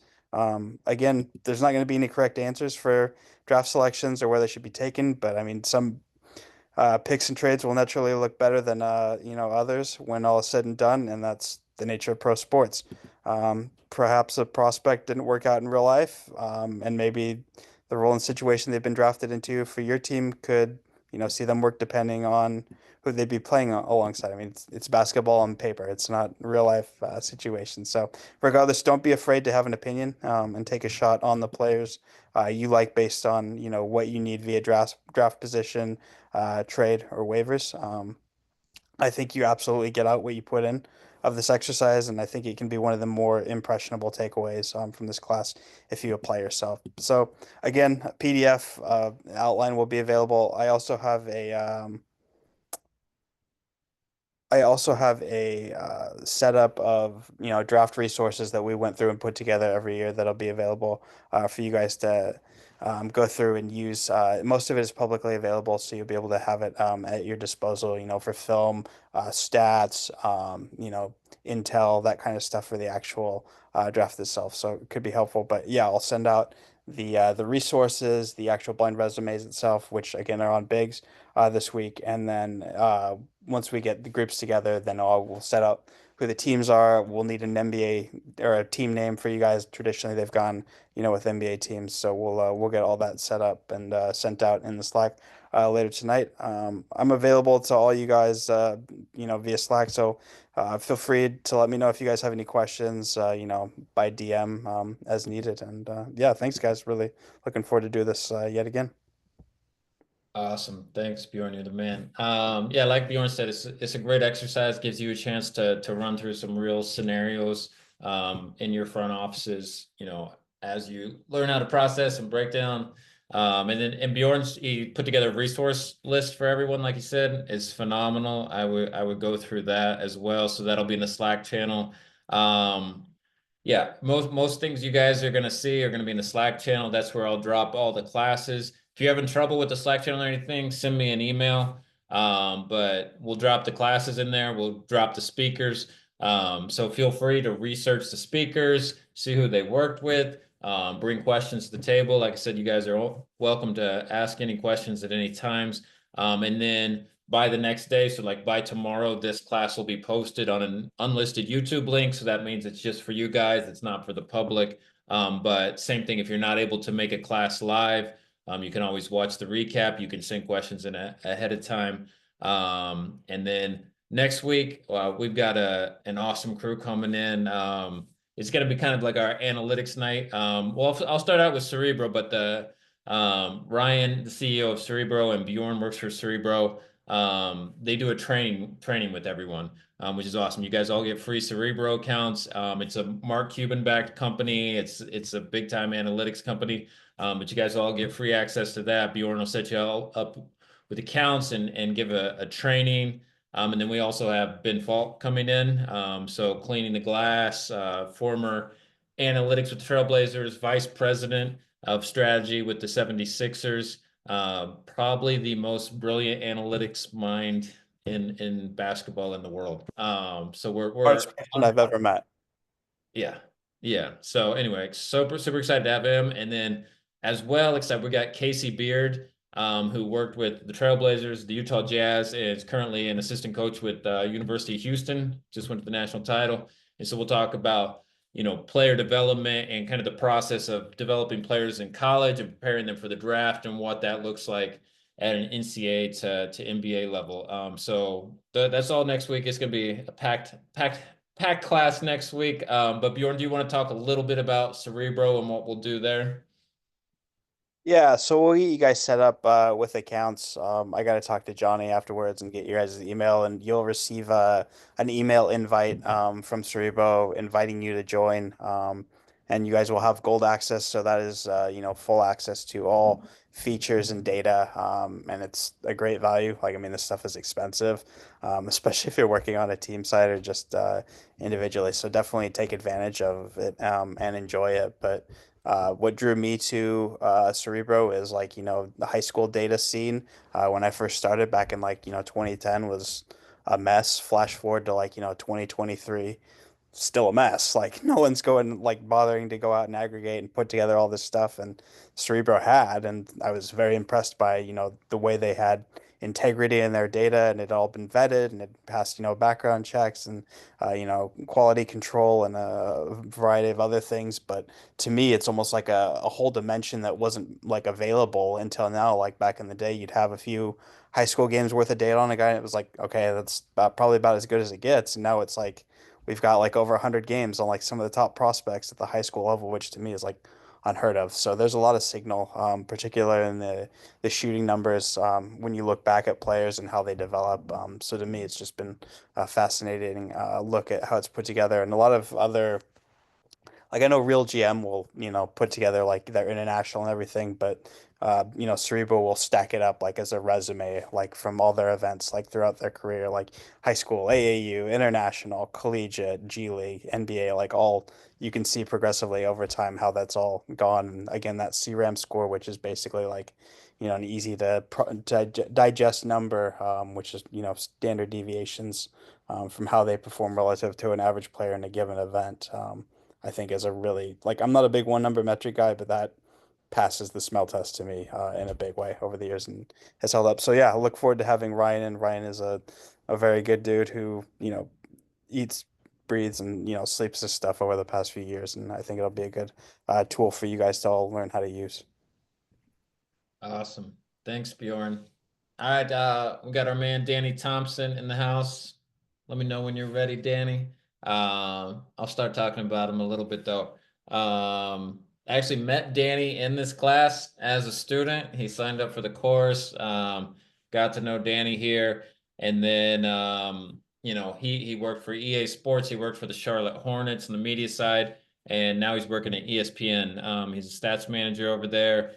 Manages 70 people who are doing stats over at ESPN, and he's just fresh out of a WNBA game tonight. So, Danny, what's up, brother? Can you guys hear me? Yeah, we got you. All right, good. Yeah, my wife and I just went to the Aces Connecticut Sun game up here in the middle of nowhere in Connecticut. So excuse my tardiness, but yeah, John, I think John, you nailed it on the head. Welcome everybody. Thank you for having me in, and I always love doing this class. John, Bjorn, and Mikey V put on a great product, and for anybody who's new to this, listen to what these guys say.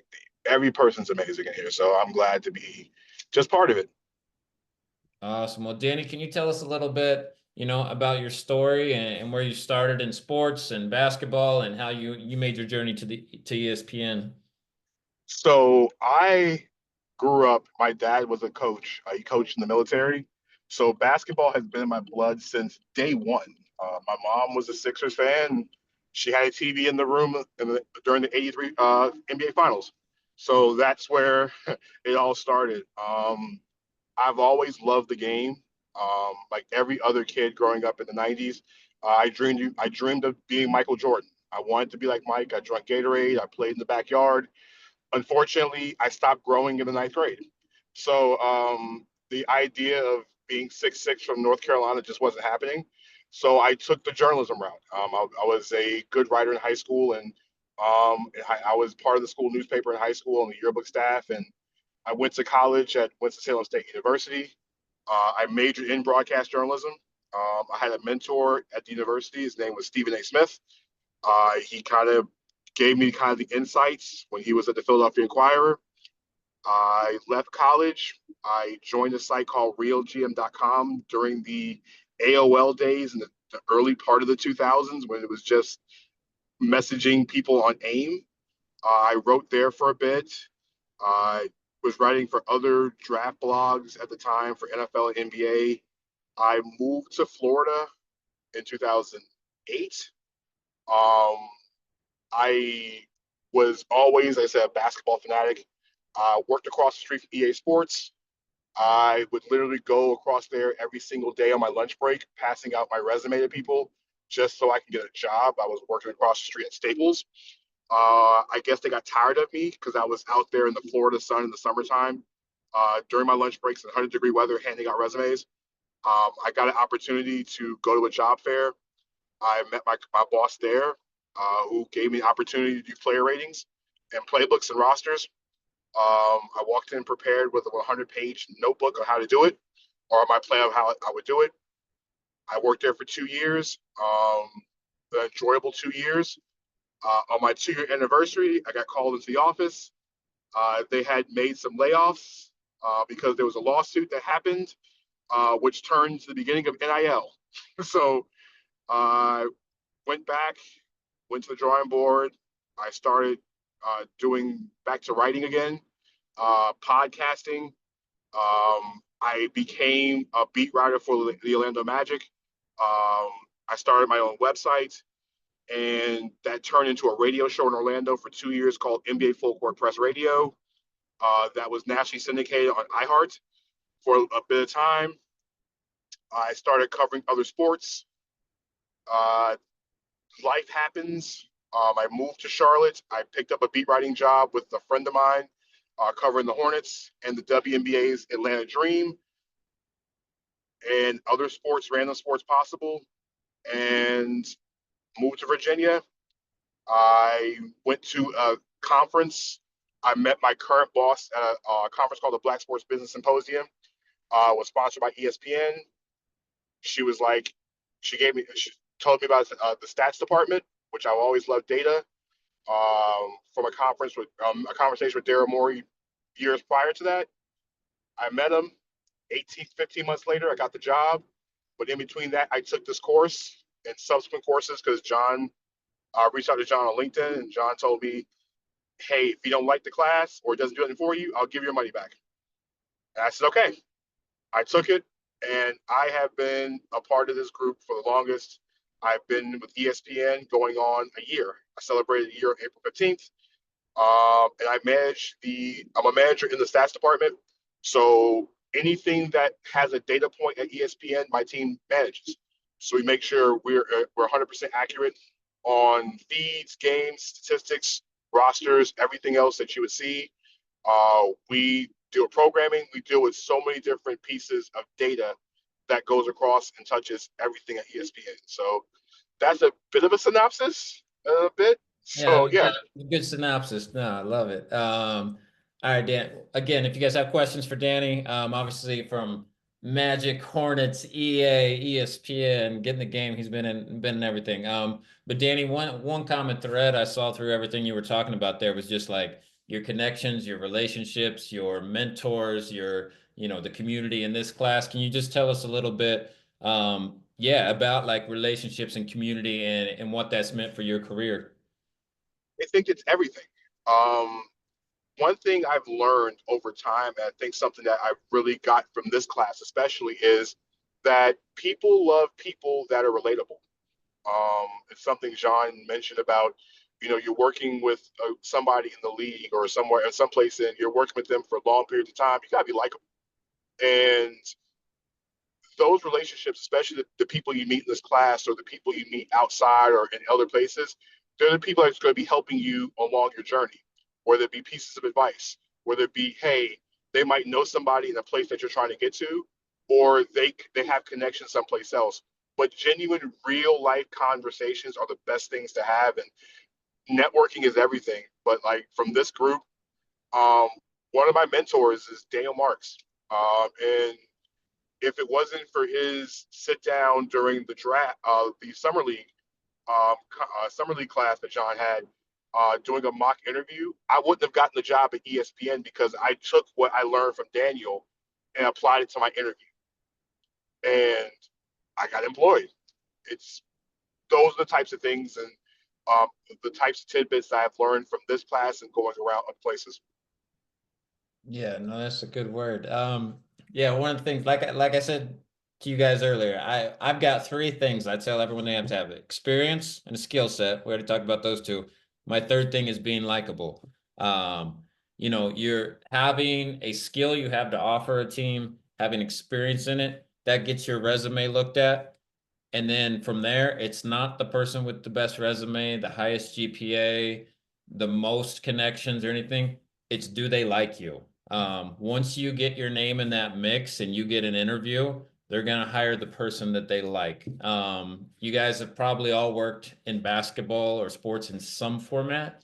And you live and breathe with those people. It's a time. I'm living with one of our assistant coaches right now. We see each other. We wake up. We go to work. I pick up another one of our coaches on our way to practice. Like we see each other 24/7. That's the life of basketball. When me and Kendra worked for the Trailblazers, we're on flights together. We're waking up at hotels. We're like, you are always with your basketball people. So, that where that comes to is they're not going to hire maybe the most qualified person. They're going to hire the person they want to live with and work with and eat meals with and that they get along with. And like Danny said about being relatable and having commonalities that keep you connected. And I've shared me and Danny and Bjorn and Mikey, we're all in the same fantasy football league together. And when I was with the Blazers, our assistant general manager, one of the things he would always tell us when we were interviewing people, this is like we've got our final 10,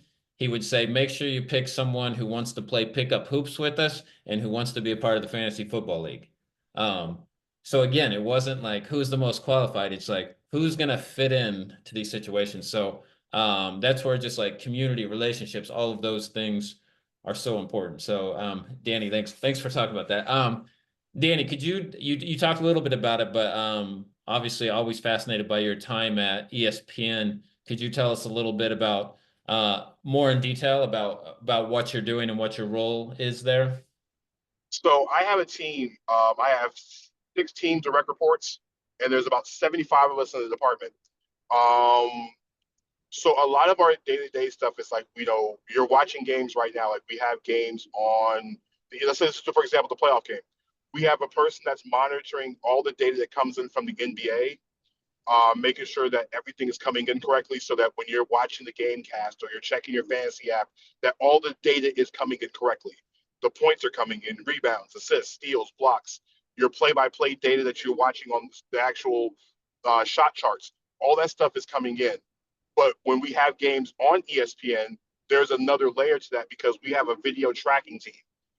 That's about, I think it's like 3 people per night on a game. And what their job is one person takes Minnesota, one person takes Oklahoma City, and then there's a third person that is sending different things to the talent people, which gives you the stuff on air. So when you hear that stat of Anthony Edwards is 3 for 7 in the paint against Rudy Gobert, that is our tracking team literally tracking every possession and sending that data to the person in the hub area, which gets everything to the talent. So that's what happens on a regular NBA night. When we're covering college football on live games, we have a tracking team for that.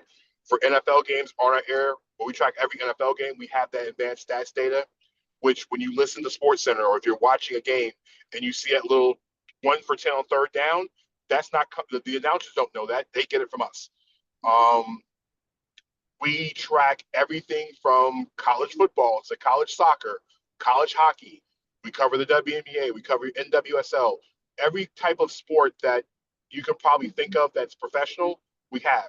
We're doing a lot of amateur sports now too. We also cover Little League baseball. We cover Little League softball. So all those data points that happen, we control. We make sure that everything is correct. And also we work with the research team because when research has data or they need stuff, they got to make sure everything is accurate. We work with the social team. We work with the talent. We work with so many different people. And also our stuff touches things like if you're going to try to find where a game is, we have the network tags that we control that tells you what channel the game is on. So there's so many different layers to my job and the team's job every single day. I'm still uncovering stuff every day after over a year. Danny, love it. Appreciate it. We've reached whatever time it is in everyone's time zones, 2 hours. So feel free to hop off the call whenever you need to. We'll wrap up with Danny here. And then Danny, if you do want to come back, we got 6 weeks. So if you want to come back when we can see your face, that would be amazing. Because we love to see you. Of course, yeah. This effort, it's a great time being here. Like I said, I definitely can make time again. But if people want to stay on, I can stay on a couple extra minutes. I'm still driving. Wife and I are still driving, so I got some extra time. So sounds good. Well, if you guys have any questions, feel free to raise your hand. And Danny, before we do hop off with you, what kind of life advice do you have for everybody on here? I think with anything is just be genuine. Be genuine to yourself. Like one of the things I have worked hard with, and my wife is a testament to this, is that you're going to get knocked down, but you're going to get up. And like John mentioned before, like you're going to get a lot of no's from people, but there's going to be a yes. And all it takes is one. And as someone who's had plenty of doors slammed in my face, people told me my resume wasn't qualified enough. I didn't have this, I didn't have that. It took one person to believe in me, and that's where I'm at now. So when you feel like, you get to your wits' end because, this is a competitive field. Basketball is super competitive. Everybody wants to be in the space. So if you get a no, it's okay. You dust yourself off. You continue to keep pushing and get yourself going, and have a system around you, that people around you that are going to keep pushing you forward, and the opportunity will come. And sometimes opportunities come when you least expect it. So my biggest life advice is, if this is what your true dream is, your heart is, don't stop when you feel like you don't have it open. Continue to push, because it will happen eventually. That's awesome. Thanks, Danny. Appreciate that. We do have a question. Corbin, what do you got, brother? Hey, I had to make sure I'm muted. Sorry. Can you hear me? I hear you. Okay, great. Thanks. First off, thanks for the time, Danny. The second question I have, your last point kind of touched on it, but I'm curious how to maintain obviously being genuine and being real, right? While also kind of selling yourself, and you making opportunities where, hi, like I genuinely want to get to know you, want to have these connections. Also, coincidentally, I also like to work in this field. How do you balance that? Especially like when you mentioned kind of pushing, your resume and stuff, and making people know like, hey, I really want to do this. But at least in my past, I've gotten conflicting information about like certain people don't like to be like pushed or sold on that like directly. So how do you balance that? I think one of the things I've had to do on both ends, even in the space now, before I even got in the space, was, like you said, trying to find the balance. I think one thing that everybody I've learned is that reading the room is everything. And so I read the room is, when you look at somebody's resume and you have a first couple conversations, a conversation with that person, you just really want to genuinely get to know a person. Because like John's mentioned before, people tell you before, if people don't like you as a person, they're not going to give you a recommendation. So if you really come off really truly genuine, saying, "Hey, Corbin, I'm really interested in what you do for a living. Can you sit down for a few minutes and have a conversation with you, just so I can learn about your day to day and how you got to this position, and really be genuine about it." And then when you have that conversation, don't try to sell yourself. Just really learn about them, and if they get interested and say, "So, tell me about yourself," then you kind of tell them about yourself. But don't. I'm a big person of, don't proactively give yourself to somebody unless they ask. Because if you're truly genuinely asking for a connection and trying to learn about somebody, it shouldn't be a sales pitch. Does that make sense? That makes perfect sense. No, I get that for sure. Thank you. Always. Awesome. Great question, Corbin. That is a really good question, Corbin. Danny, thanks so much for your time. We'll let you go, and hopefully we'll see or catch you here again soon. Yeah, like I said, as soon as you go off, I can stay online for a couple minutes. I got time.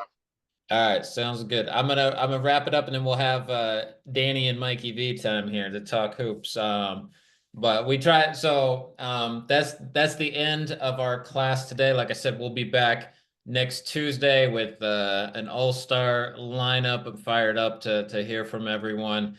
And this class will be posted on an unlisted YouTube link on our Slack channel. So you guys, if you want to rewatch anything, take notes. I hope. I would recommend taking notes throughout class. I think I saw some of you writing things down. Obviously, I recommend that. And obviously, I know it's later and some cameras go off and some of you weren't. That's great, but I do recommend same thing about being likable. A lot of that is like showing your face, being present, people knowing who you are.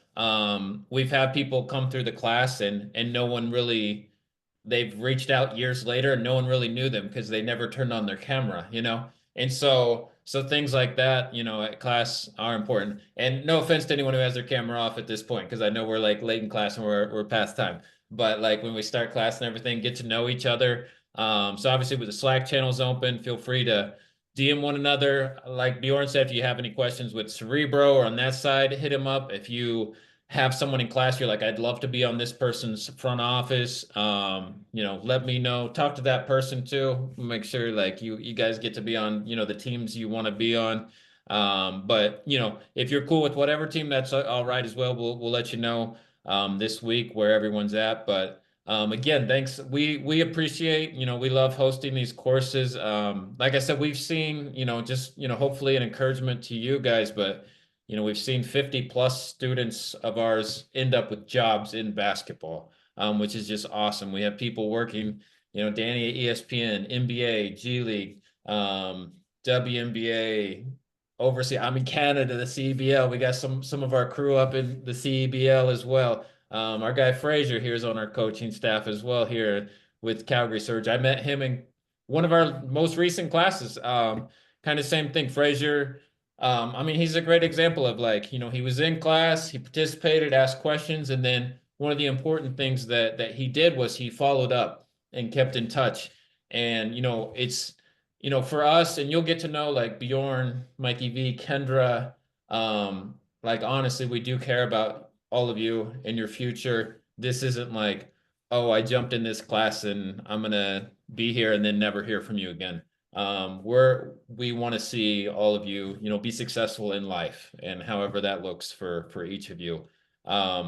So yeah, kind of at this point, we close class, hop off whenever you need to. At the same time, if you guys want to hang out on the chat, ask Danny questions, Mikey V, whoever's here, you're welcome to. It's informal, so no need to like raise your hand. Just talk hoops, whatever you need to do.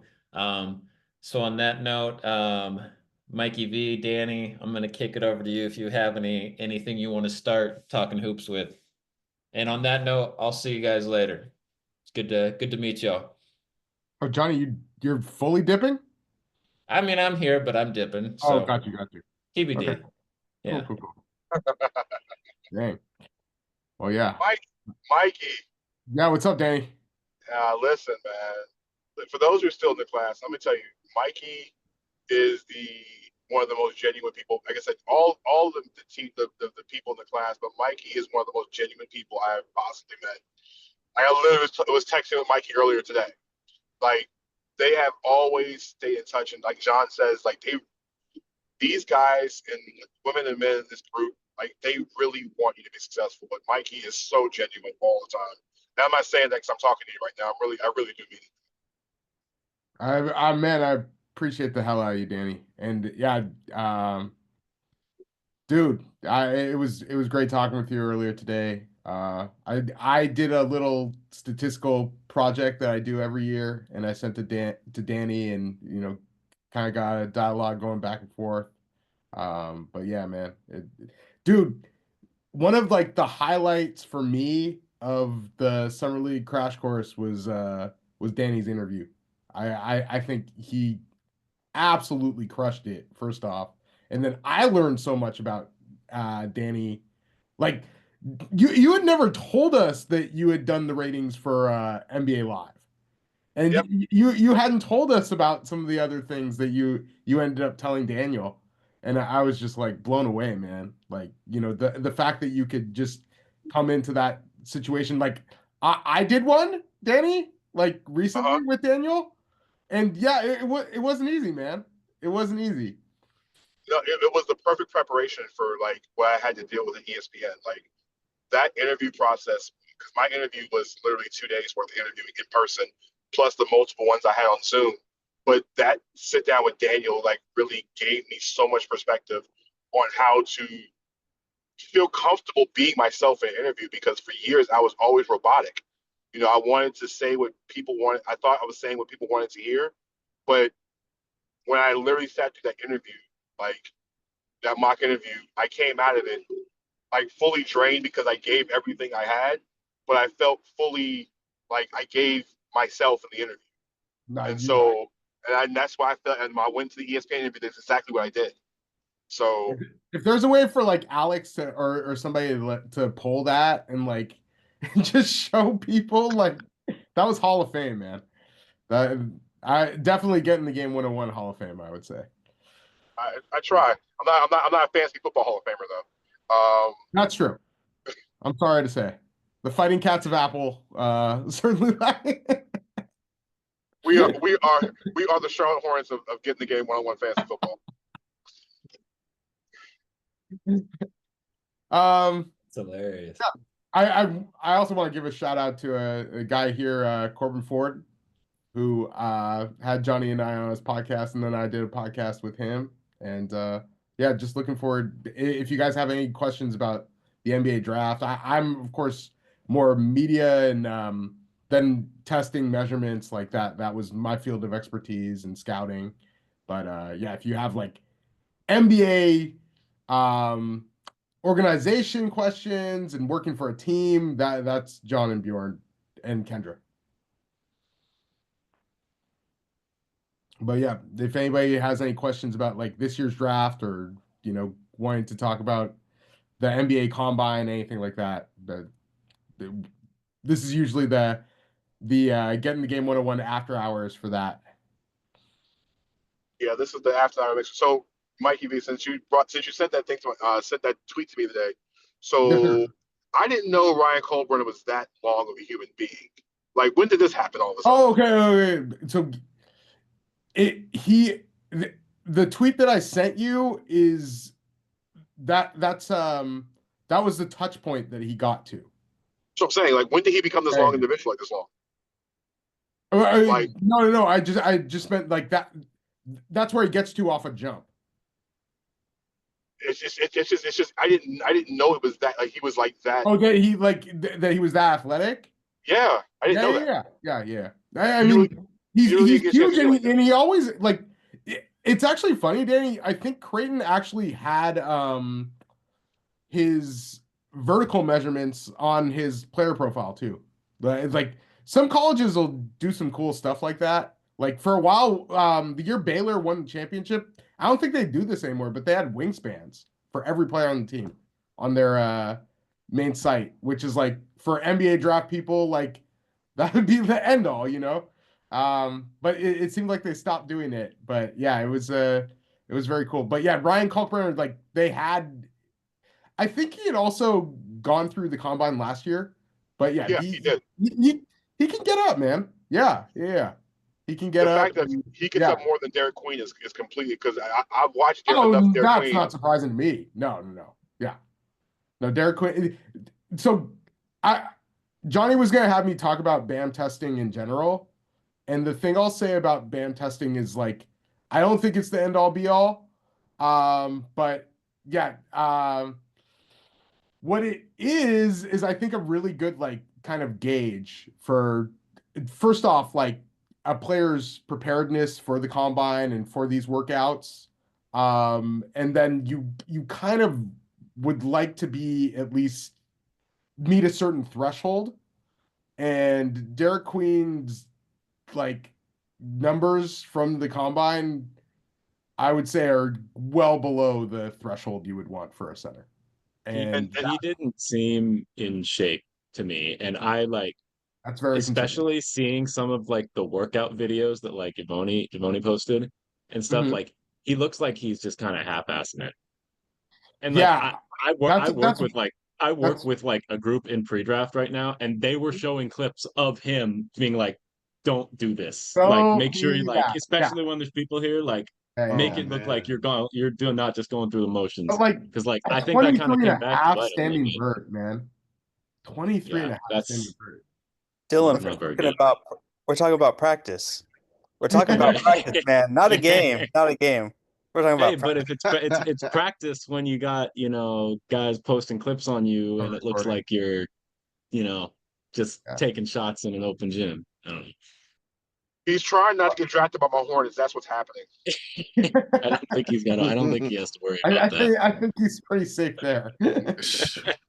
Who knows with Charlotte? Yeah. I'm still shocked by. Yeah, no. True. Very true, Corbin. But yeah, I was a little worried about that, man.